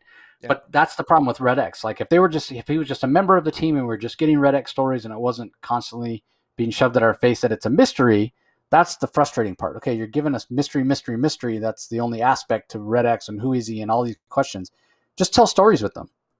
And I would argue that the best Red X story that we've had so far, or the best issue that we've had that we seem to enjoy the most, was the one where he was breaking out of Bell Rev, that Suicide Squad issue, where it wasn't focused on who he was necessarily. It was just showing his powers showing how powerful he was, showing how capable he was. And that's fine. I'll take Red X stories like that. But if you're going to shove the mystery at us over and over and not give us any answers, I'm going to get tired of that. So Yeah. don't drag it out for a year, 2 years, what have you. If you But I've want it to also be a mystery forever, then fine, have it be a mystery forever, but don't shove yeah. the mystery in our faces. Just let it be part of the background of the character. Well, I think that unless Red X is two people, and potentially it could be. I mean, it seems to be like almost a legacy character. Red X passes on the mask to a younger generation, but I Yeah. mean, this was only 9 years ago. This kid here looks to be what, 5, 6 years old, and so what was he? The Red X we've seen in action so far is older than 14 or 15 years of age. He's certainly been drawn that way. So something doesn't add up here unless there was a massive mistake by the artists, because they were drawing an adult. I mean, the Red X we've seen so far in every incarnation, he's an adult. He's drawn like an adult. Certainly in the I would guess he's even in his 20s, but even if I grant he's 18, I have a hard time believing that this current incarnation of Red X that we've been seeing is actually this kid who's been handed the mantle. I didn't get that. Yeah, I didn't think it was the kid at all. Well, the kid on the very last scene, the guy says, "So, kid, you want the mask or not?" Meaning, so this kid now is grown up, and the guy's offering him the mask. No, So I didn't get that. I didn't get that at all. so what is he? Yeah, What is he referring to he's then? saying he's saying so kid, whoever this kid is, but I don't take that to be the same kid, because that would be, they're basically telling us that Red X is this kid who's a nobody. I mean, we don't know who this kid, like Well, this the kid little might be a member of Titans Academy. So now, I mean, what they're Well, we hinting haven't at seen. is that if the kid, you want the mask or not, if this kid is taking the mask, who is that kid? Because that kid could potentially be Red X. The kid in the shadows is clearly a member of Teen Titans Academy, but we don't Yes. know who it is. That's right. We have no idea who this kid is. He's a member of Teen Titans Academy. Yes. But that kid in the shadows who's being offered the mask is not the little boy from earlier in the story. You don't think so? No, I don't think so, because we haven't seen that little boy. We haven't seen, like, there's nobody that we've been introduced to at Teen Titans Academy so far that could match up to that little boy that's in the story earlier. Well, I don't think one has to do with the other at all. I agree with you, but I mean, you look at the transitions. I mean, it transitions from the past to the present with the older Red X talking to the small kid. Do you know why the X is red, kid? And it's the color of their blood. And then the next scene is this guy wearing a cap saying, "So, kid, you want to wear the mask or not?" Well, I'm getting the strong impression it's the same kid grown up and now a member. I didn't get that at all. Well, you might be. I don't. I'm just confused then, because I don't know what. To me, it's an odd transition to make. It seems out of sync if there isn't some relationship between those scenes. But hey, man, okay, so and let's assume that I'm wrong and you're right. This kid looks like he's about what, 6 or 7, which would mean that when he's standing there, 9 years later, he would be 15 or 16. I could see that. Well, yeah, I know that's right. I could see the current Red X being that age. It certainly seems like the Red X from 9 years ago is an adult, though. Yeah, but the Red X that took down the Suicide Squad, that was captured by Amanda Waller. I mean, he certainly. I mean, that wasn't a 14 or 15-year-old kid.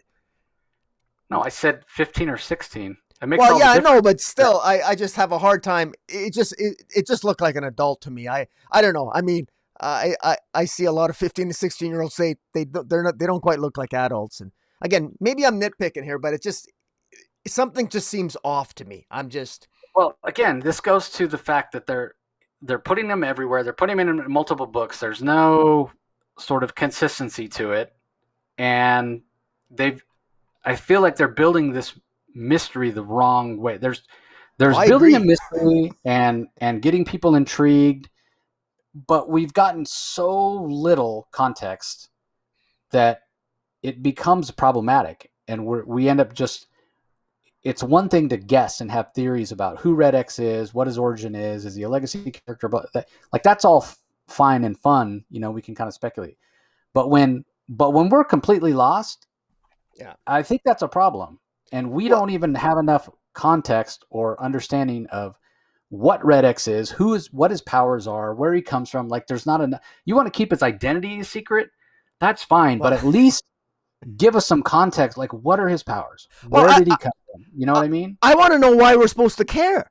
Like, Well, what has that's he what I'm done saying. wrong? Like, is he a criminal? Is he a bad guy? Is he killed? Like, who cares? Like, I still haven't, I don't feel we've been told why we're supposed to care. Who's Red X? Who cares? Like, I just, I mean, they're building an entire yearbook around Red X, and nobody seems to know who he is. I mean, there's an absurdity to this, and it goes beyond just a yearbook. I mean, the actual Suicide Squad is wondering, is angry at Red X, and they want to take him down. This Red X is maybe a 15 or 16-year-old, and he's taken out Peacemaker or Peacekeeper or whatever. Peacemaker, sorry. But anyways, it just, like I said, well, yeah, the fact that you and I are we're going back and forth here trying to figure, it's, I don't know. I'm just shaking my head. It just seems like, you know, it just seems like a cluster screw. Yeah, it does for sure. All right, well, let's move on to the last book, Green Arrow, 80th anniversary, 100-page, super spectacular. Ton of stories here, and I don't necessarily need to comment on every one. I thought there were some that were okay. There were some that were less than okay. I'm not going to point at any fingers, but let me give the credits. So the first story, The Disappearing Bandit, Mariko Tamaki is the writer, Javier Rodriguez art and colors, and world design does letters. Punching Evil by Tom Taylor, art by Nicholas Scott, Annette Kwok on colors, Clayton Cowell on letters. Who Watches the Watchtower, Stephanie Phillips is the writer, Chris Mooneyham is the artist, Mike Spicer on colors, Tom Napolitano on letters. Just the Usual Sort of Stuff, Mike Grell, writer and artist, Lovern Kadursky on colors, Travis Lanham on letters, The Arrow and the Song by Ram V as writer, Christopher Mitten on artist, Yvonne Placencia colors, Aditya Bidikar on letters, One by Brandon Thomas, Jorge Corona is the artist, Matthias Lopez on colors, Steve Wands on letters, Green Man and Autumn Sun by Devin Grayson, Max Fuamara on art and colors, Ariana Marr on letters, Star City Star, Phil Hester, writer and pencils, Andy Parks on inks, Trish Mulvihill on colors, Clem Robbins on letters, Happy Anniversary by Vita Ayala, Laura Braga is the artist, Adriana Lucas on colors, Becca Carey on letters, Sympathy of the Woods from Benjamin Percy, Otto Schmidt art and colors, Nate Picos on letters, The Last Green Arrow Story from Jeff Lemire, Andrea Sorrentino on art, Jordi Belair on colors, Rob Lee on letters, and then Tap Tap Tap. Larry O'Neill, who's the son of Denny O'Neill, is the writer, Jorge Fornes is the artist, and Dave Stewart does the colors. And much like a lot of the previous issue 1000s and 80th anniversaries and whatnot, there are covers that cover certain decades. So the 40s covers by Michael Cho, 50s covers by Daniel Warren Johnson and Mike Spicer, 60s covers by Neil Adams, 70s covers by Derek Chu, 80s cover is by Gary Frank and Brad Anderson, 90s cover is by Howard Porter and Yvonne Placencia, the thousands or aughts decade variant by Jen Bartel, and the teens or tens decade variant by Simone DeMeo. Now, it says the regular covers by Dan Mora, but any comic fan, DC fan, should know that that's not Dan Mora art. That's Dan Panosian art. It's even signed by him right there, Panosian. So I think that's a mistake by DC. Hopefully they fix that before it goes to print. Yeah. But in our copy, it says Dan Mora. So the first story is very much just an old school kind of golden age type story. I don't really have anything to say about it. It's okay. It felt very golden agey. I don't really have anything else to add. Do you have anything to say about the disappearing bandit there? Well, the Disappearing Bandit, it definitely reminds me of sort of like the golden early silver age of Green Arrow, where Oliver Queen was very much, he was much more akin, he was almost written exactly like Bruce Wayne, but with a bow and arrow, where he had a ward, where, Red Arrow was his ward, and he basically had all these trick arrows, and this is this is really just a, this disappearing bandit. This was a very straightforward story where this bandit always disappeared and they always escaped from him, and at the end, Oliver, basically teaches a young Roy Harper that there's that he has a disappearing arrow that he utilizes. So there's poetic justice at the end of this. The disappearing bandit is ultimately defeated by an exploding rainbow arrow that gives him with rainbow paint, and then the arrow also disappears like in the part of the rainbow spectrum that's invisible to the eye, and that's how this sort of disappearing bandit is defeated by the disappearing arrow. And so it's a nice touch. Marika Tamaki did a good job here. It was a nice story. It was a nice callback. It was good. I didn't mind it. Yeah. Yeah, art was pretty good too, I thought. Yeah, the art was fine. It definitely harkened back to the era, but I felt like the story was just meh. I mean, it felt it felt very throwaway, which a lot of the stories back then were throwaway. So in that way, it was very reminiscent of the time. The next story has my favorite art in the entire book because the art's by Nicholas Scott. Tom Taylor's the writer, and Annette Kwok does a great job on the colors to make it seem sort of nostalgic. And we basically get the origin of the boxing glove arrow. Yeah. I love it. Fantastic. And that's basically the whole point of the entire story is to give us the origin of the boxing glove arrow. But the Nicholas Scott art, this is amazing. Yeah. It is, and the color, I'll especially call out the color work by Annette Kwok because the way she colors it in this kind of realistic sort of way is what really makes the art shine. And that Black Canary, man, the way she draws Black Canary and the art, just gorgeous women. Yeah. So, really fun story. Probably one of my favorites in the book. Yeah. Anything else to add? Yeah. Well, just I love how at the end the idea was Oliver Queen wants to get he wants to learn how to get a boxing lesson from Wildcat Ted Grant, and Ted Grant's basically telling him that your arrows aren't going to help you for everything. I mean, you got to learn how to fight, and you got to sometimes you it might take one punch is what you'll need. And of course, of all things, they're attacked by, of all people, the Yellow Wasp, and the Yellow Wasp picks out Ted Grant, and in a fit of almost desperation, but brilliantly inspired, Oliver pokes his arrow into a boxing glove, and it literally is one punch, but on the end of an arrow that takes out the Yellow Wasp. But it was very well done. It's a great callback because we all know how over the years it's been a running joke with Green Arrow. He's got these crazy, ridiculous trick arrows, and probably the most crazy one is the boxing glove at the end of an arrow. And it's just it really is. It's probably one of the most beautifully drawn and probably one of the most I think appropriate stories in the entire compilation. Although the final story this is actually my second favorite story. The last one is my favorite, but we'll get to that. Who watches The Watchtower? Stephanie Phillips, Chris Mooneyham, Mike Spicer, Tom Napolitano. To me, this is the most Green Arrow of the stories, and I know Stephanie Phillips is a huge Green Arrow fan. And I think this is the Green Arrow that a lot of people remember from kind of the classic satellite era of the Justice League. Yeah. And this was the Green Arrow that was always mad. He was always arguing. He was always picking fights with Batman and Superman.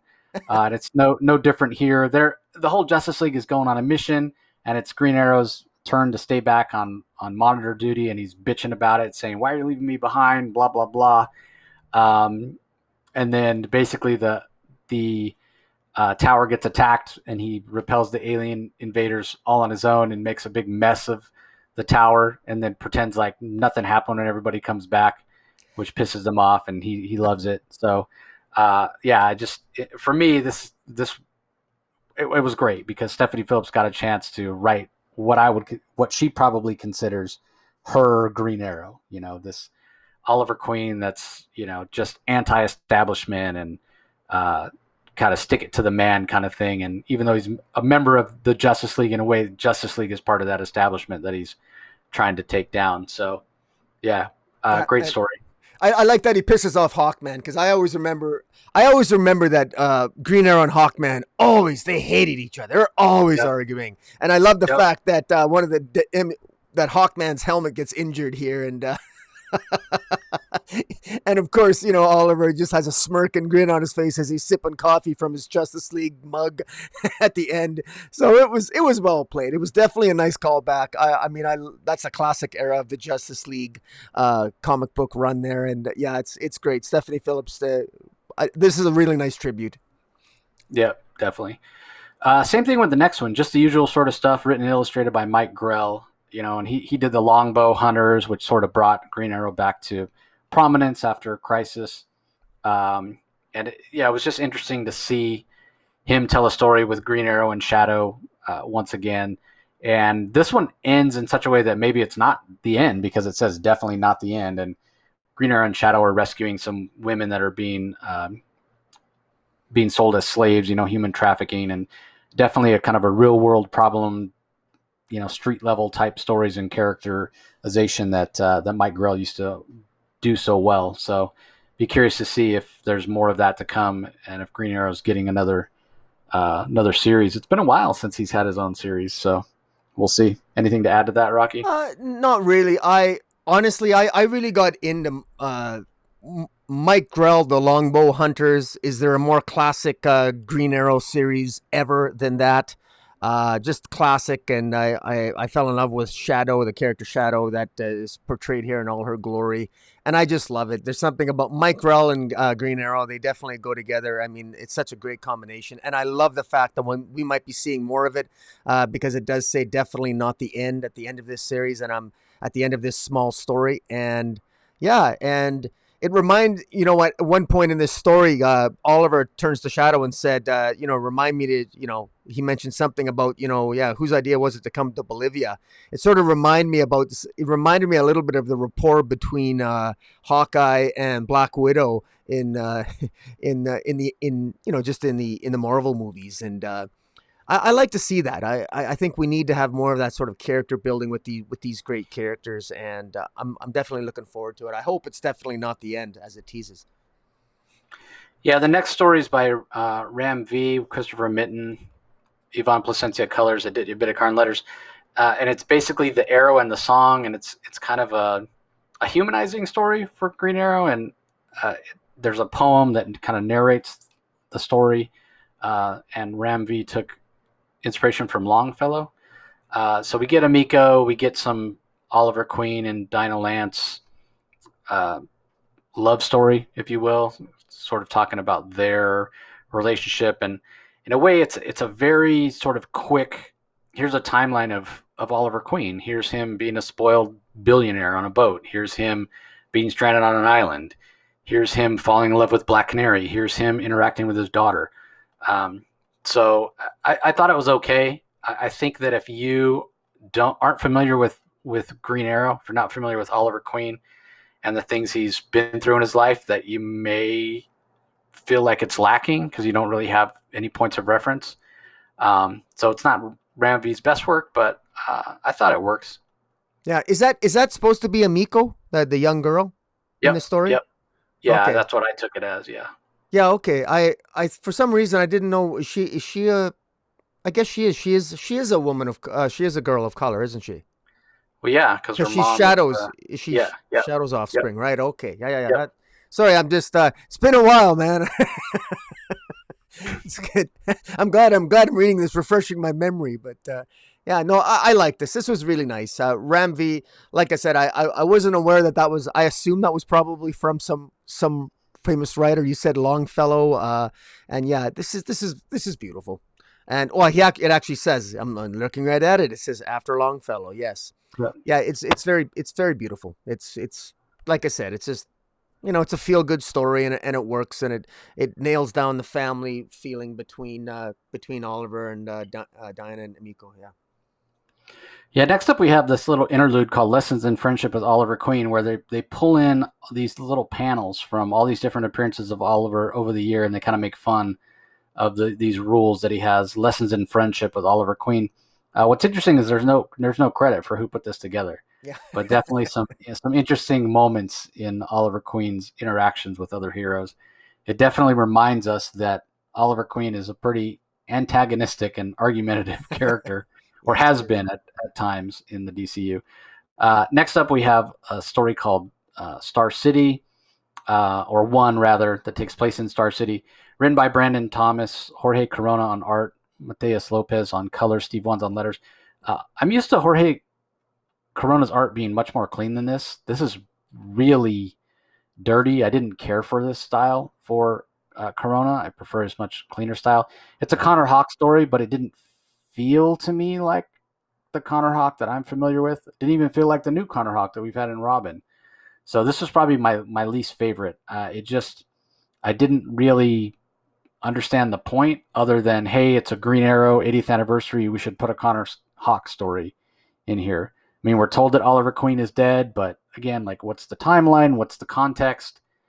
I don't know. I just felt kind Yeah. of lost, and the story was just Yeah. kind of there. I didn't It really see the point of it. it's interesting that you say that because this is actually a story where I felt a little bit more at home, only because one of my favorite eras of Green Arrow was the Connor Hawk era when it was the Kyle Rayner and Connor Hawk, and they even had a series, Green Arrow and Green Lantern, and and during that era, Connor Hawk was the only Green Arrow, and he And fought, Oliver and Queen Oliver was Queen was dead. dead. And so Yeah. I actually related to this story, and I actually felt a little bit more at home in it, and I actually got into the character a little bit more, only because for once my memory didn't play too many tricks on me. But Yeah, I mean, so if this story is supposed to be set in that era, that does make it make a lot more sense. yeah, Um, but I just felt so lost because I had no frame of reference for it. So yeah, yeah, maybe under that frame of reference, it does work a little better. yeah. Well, I thought the story was pretty good. It's called One, and the one refers to the fact that Connor Hawk only has one arrow to use against the terrorists that have taken over Queen Industries, and he utilizes that one arrow. He keeps reusing the same arrow until he finally defeats the lead terrorist. And I thought it was well done. I agree with you. The art was a little bit choppier than what I would normally expect, but it was still it still felt like Connor to me enough that I definitely enjoyed the story. Yeah, that's fair. And like I said, if I frame it in that context of, yes, that's when, because I loved that era as well. I think he died in issue 90 of the series, and the series ended up going like 150 issues. Yeah, Oliver Queen died in 90, so I went another 60 issues with Connor as the right. headliner. Next, we have Green Man and Autumn Sun, Devin Grayson, Max Fuamara, Ariana Mar. And this is a story of Arsenal or Roy Harper. He's out taking out some people that I think it's some sort of weapons deal, arms deal, while Oliver Queen's back at home babysitting Leanne, and Leanne calls because she needs her bedtime story. So even though Roy Harper's out there doing his superhero thing, he has to tell the bedtime story. And you can tell it's a story that Leanne's heard many times.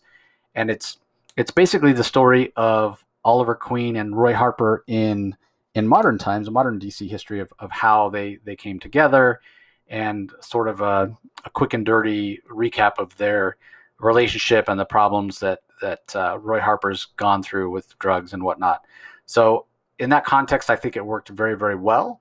I thought the art was solid, and again, it's just a reminder of all the crap that DC has put Roy Harper through over the years, and goes back to what I was saying earlier about me hoping that they give poor Roy Harper a break at some point and just let him have some happiness. So yeah, I thought this was one of the better stories, and great to see Devin Grayson do some comic work again. It's been a while. Yeah, I agree. And just to reiterate my earlier point, I love Leon, man, and his daughter Leon. And again, Roy Harper thinks his daughter is dead. And what a wonderful reward at some point that Roy Harper is going to receive when he finds out his daughter is still alive, and ultimately Cheshire is going to find out that Leon, her daughter's still alive too. So, there's lots. I think there's a lot of adventure for Roy Harper yet to come, and I'm looking forward to it. Part of me thinks it can't be a coincidence that we're getting all these Leon stories because that are just tugging at the heartstrings in different ways. Clearly, I think the writing on the wall is here that at some point we're going to get what I hope is a very heartfelt reunion story between father and daughter. Yeah, hopefully. The next story sort of harkens back to a certain era of Green Arrow as well. It's not written by Kevin Smith, but the Phil Hester art. He's the one that handles the art and writes the story, and very very much reminiscent of Quiver when Oliver Queen was dead, as we mentioned, and DC finally brought him back. It was written by Kevin Smith, but this was the art team. Phil Hester with inks by Andy Parks. In this one, we have colors by Trish Mulvihill and letters by Clem Robbins.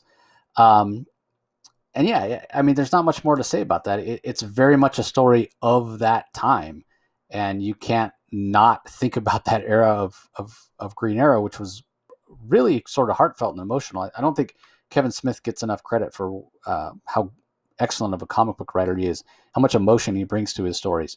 And in this one, Oliver Queen has to rescue a little girl from herself. She's being used by some gangsters to manipulate. She can like push people, I think is the way they put it, make them see things that aren't there, cast illusions and whatnot. And so she uses that as a defense mechanism and uses it on Oliver.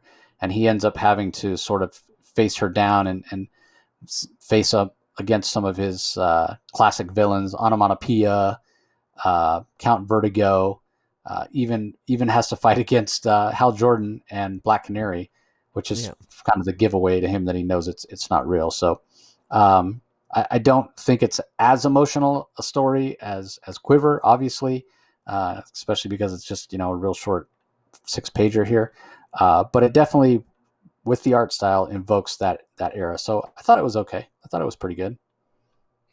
Yeah, I agree. Where have I seen Star before? Is this a new character? Where have I? I think it's a new character. I'm not familiar with Because I'm not. her. Yeah, because I'm not familiar with her either. But I mean, again, maybe it's my memory. I'm not. It's an interesting character. I'm not sure how old is she supposed to be. Is she a teenager? She looks like a child in one image, and then almost like a teenager in the next. But anyways, an interesting character, and I like the way the story was structured. That we got sort of a callback to those classic Phil Hester days of. Which is another era of Green Arrow that it's not my favorite era of Green Arrow, but it was entertaining and again a very well crafted story. I can't complain. I thought it was well done. Yeah, the next one's called Happy Anniversary. Vita Ayala, Laura Braga, Adriana Lucas, and Becca Carey.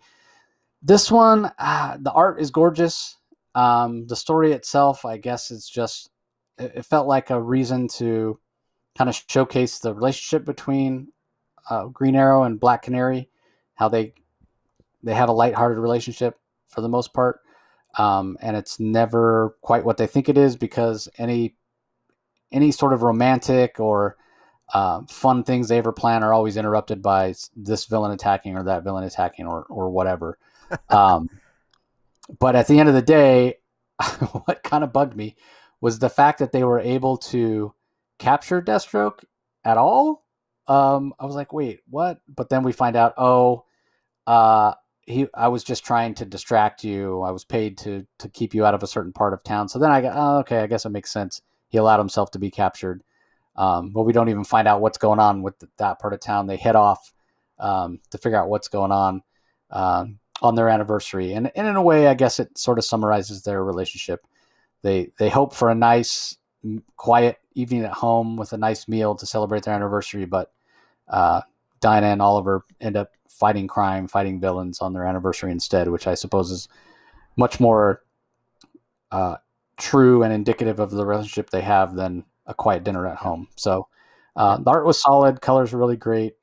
I felt like the relationship, the banter back and forth was very authentic from Vita, but I don't know. I guess maybe I want the whole issue, right? Like I want, okay, what were you trying to distract them from? And let me see more of the battle. So I don't know. It felt a little incomplete. But I don't think that was the point.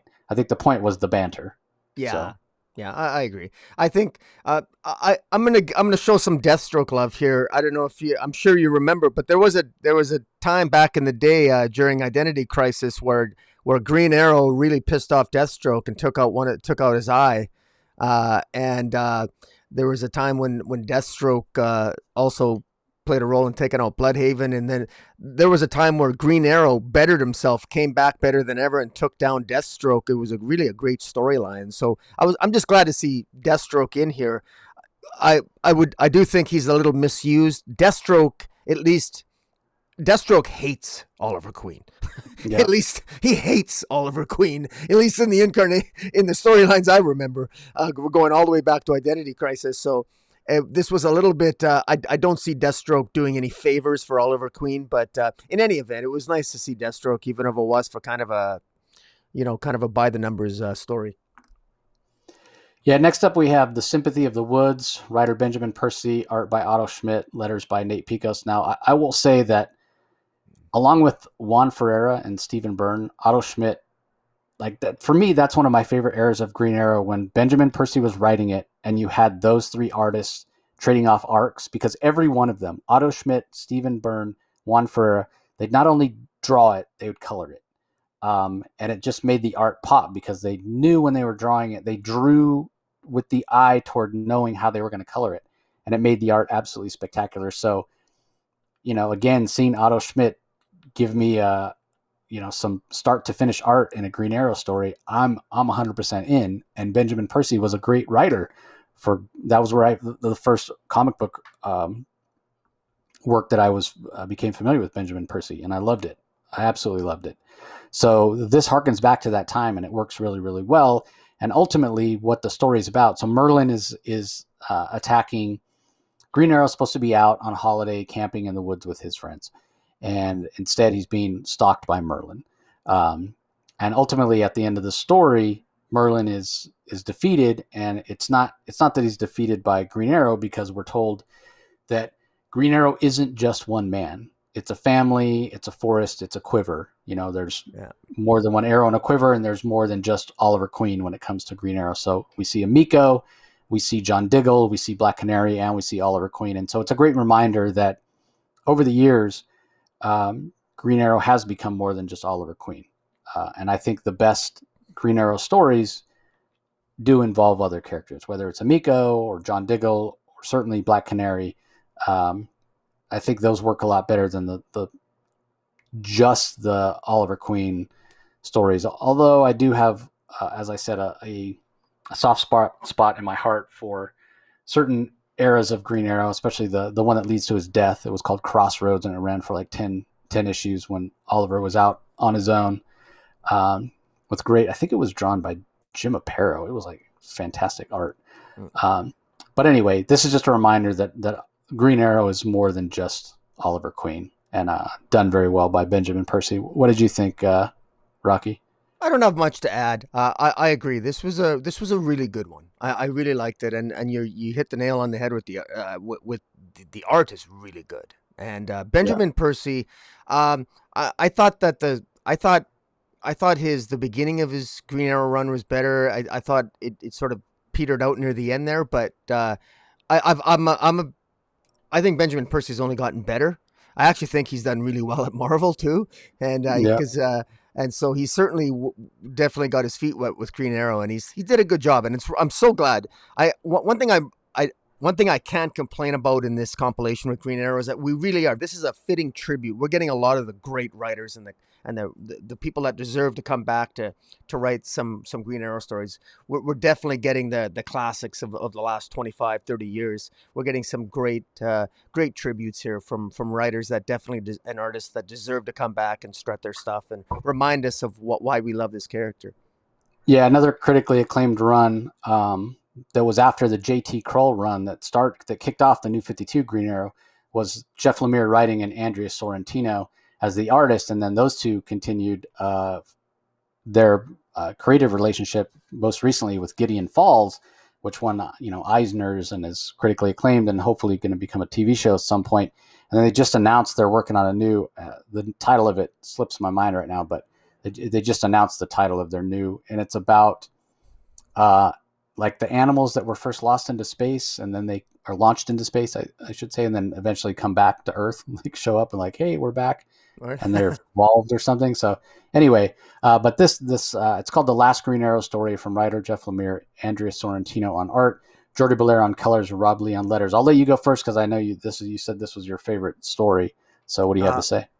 Well, actually, I really do like this story. It's actually the last one I thought was a fitting tribute, which written Oh, by the next. Okay, you're right. by, This is the by next to last. yeah, Yeah. but I really do like this.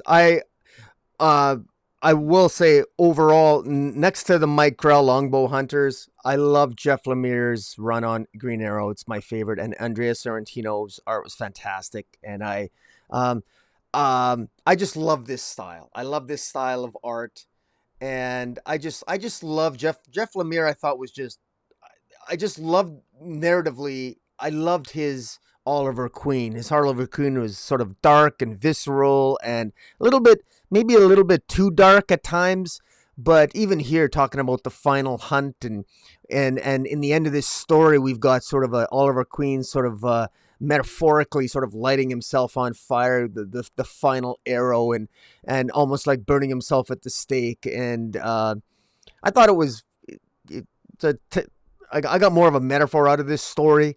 You can read different things into it. I liked it. I just again I wish Jeff Lemire is such a prolific writer. The guy can write anything, and I don't know how he can be on so many different titles and be so consistently good on pretty much all of them. And wow, I don't think I knew at the time that Jeff Lemire was something special when he was on Green Arrow. I knew at the time. I called it and I was right, and I wasn't the only one. And I really enjoyed this. I really enjoyed this callback. What do you think of it? Yeah, I agree. Very, very metaphorical, showing kind of the cyclical nature of Oliver Queen's life. And I like it because what I read into it is he made himself a hero, right? He doesn't have superpowers, and on that island, depending on the origin, he had to dig deep, and he made himself into who he is. He's a self-made guy, and that's kind of what I got out of the story. And the Sorrentino art is perfect. Although there are times where I feel like I'm like, wait, is that Old Man Logan? Or no, okay, it's Oliver Queen, Old Man Oliver Queen. So yeah, I thought it was great. The Jordi Belair colors are outstanding as well. So yeah, for sure. Yeah, and then the last story doesn't have any dialogue. But what it is, it's a tribute to Denny O'Neil. It's called Tap, Tap, Tap. I mentioned it's written by Larry O'Neil, who's the son of Denny O'Neil. Jorge Fornes does the art, and Dave Stewart does the colors. So give us your thoughts on this one, Rocky. Oh, it just tugs at the heartstrings, you know. It just tugs at the heartstrings because this is I mean, can you get more? Even the concept. This is a son writing a story as a tribute to his dad. Can you get more awesome than that? Isn't that what it's all about? This is the Green Arrow is about the concept of Green Arrow is about family. It's about legacy, and the same thing can be said about creators. And so we got Denny O'Neil, an absolute legend in the industry. I mean, good Lord, we don't have enough time we could talk for days about Denny O'Neil, his legacy. And this is just just a beautiful tribute. And it's really a snapshot. It's snapshots from Denny O'Neil's life is what I can gather. And just the role just his life and all that he did as a writer, bringing all these heroes to life and all the heroes that he wrote, from Batman to Green Arrow to from the 60s to the 70s and hinting at his drinking issues and the question and his marriage and all his awards and writing for the Justice League and I mean, heck, even at the end there, I mean, good Lord. I mean, I'm glad I'm talking fast. If I let myself, I could tear up. It's just so touching to see, Goodnight pops at the end. It looks like Green Arrow holding his hand as all these heroes surround him on his bed. I actually wonder, like, is that how he passed? Like, this is a very personal story. I mean, is this how Denny O'Neil died in a hospital room surrounded by his family? I mean, this seems like a very, very personal tale. And I almost feel like we're privy to something quite touching and moving here. And I think that we should all be privileged that his son wanted to share this story with us. I'm just really moved.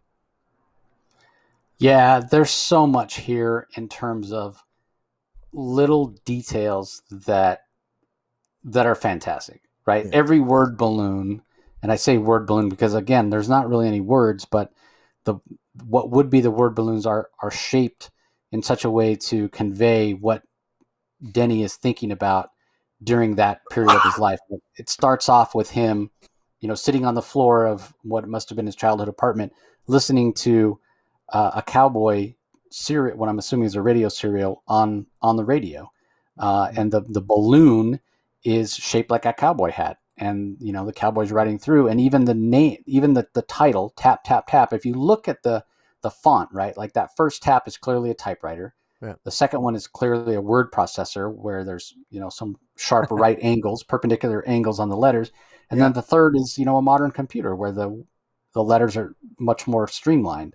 And then Yeah. you see him reading a Superman comic. You see him in the Navy, and the balloon is a gun, and he's thinking about adventures, and always a writer absorbing life experiences. And then taking a comic writer test, and becoming a writer and moving to the big city, and then meeting his wife in the turbulent time of the 60s, and him believing in peace, to his iconic work on Green Arrow where the balloon is shaped like an arrow, receiving awards, best issue 1971.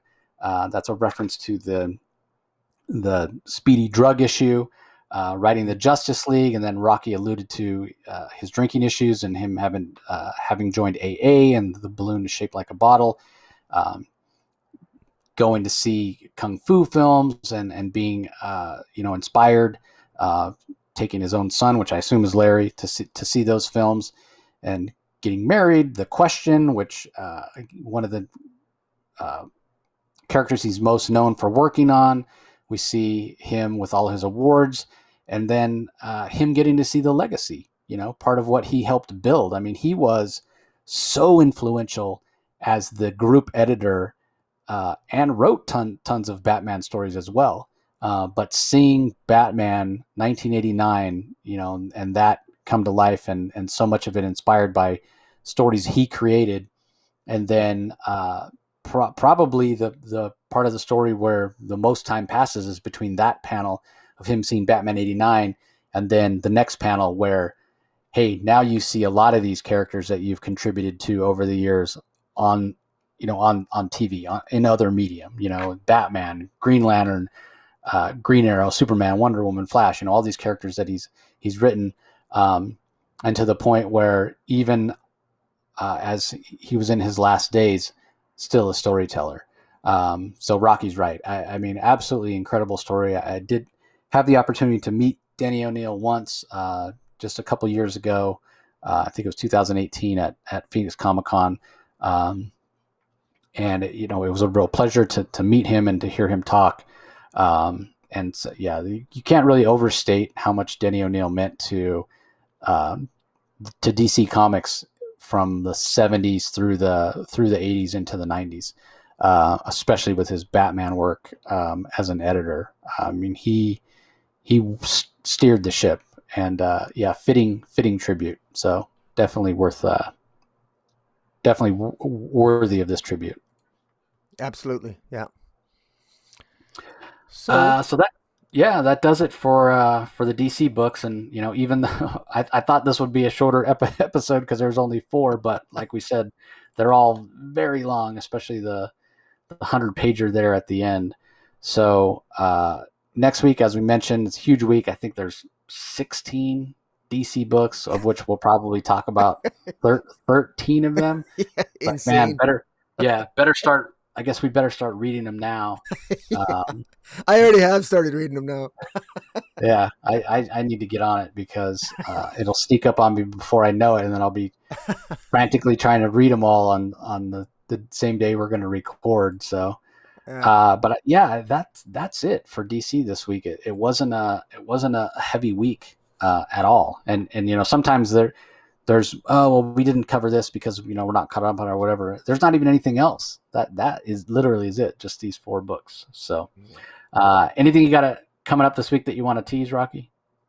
Uh, I think I might do a summary video on Infinite Frontier so far, just to summarize and put sort of collect my thoughts in terms of where things might be going and speculating because when we do these videos, we focus we have so many comics to review. It's hard to sort of get into the weeds on some of the more detailed on some in all the details on Infinite Frontier, and So I think I might explore that a little bit more. But what do you got coming up?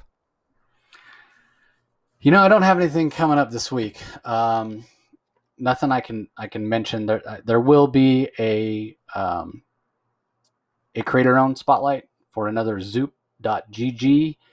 If you want to go check it out, it's already live as we record this. It's a new creator owned book from Ron Mars and Andy Lanning. So I'll be talking to Ron about that on Wednesday, and that episode should come out on Thursday. But other than that, I don't really have anything coming up this week. I'm getting caught up on some things that have kind of fallen by the wayside. I've been doing so many interviews lately, and then I've got the big project that's coming up that I'll probably start releasing information about later on toward the end of the week. It's a giant project that's been taking up a lot of my time. It's for a very worthwhile cause, and there'll be a lot of information forthcoming, and you guys will get sick of seeing it on social media, I'm sure. But I won't apologize for how much promotion I'm going to push, because I really Nor need. should you. From what I know, Yeah, it's very yeah, much a worthy cause. yeah, exactly. So more details to come on that. So be sure you stay tuned. Also, be sure, if you're listening to us on the podcast, that you head over to the YouTube channel, Comic Boom ! Give Rocky a follow. Make sure you subscribe to his channel. Hit the notification bell so you know when new content goes up, and be sure to like this video. Conversely, if you're checking us out on the Comic Boom channel and you don't listen to the podcast, Comic Source does a lot more than just this collaboration with Rocky every Tuesday. We have our New Comics Wednesday episodes, which are spoiler free, where we talk about the books that come out from other publishers every Wednesday, as well as tons of interviews and other content. So be sure that you listen to us on whatever your favorite podcast platform is. We're everywhere: iTunes, Spotify, Stitcher, Google Play. Anybody who hosts a podcast, we're on there. So be sure to check it out. So as always, we appreciate you guys spending some time with us on this episode and hearing about the DC Comics for this week. And we'll talk to you next time. See you guys later.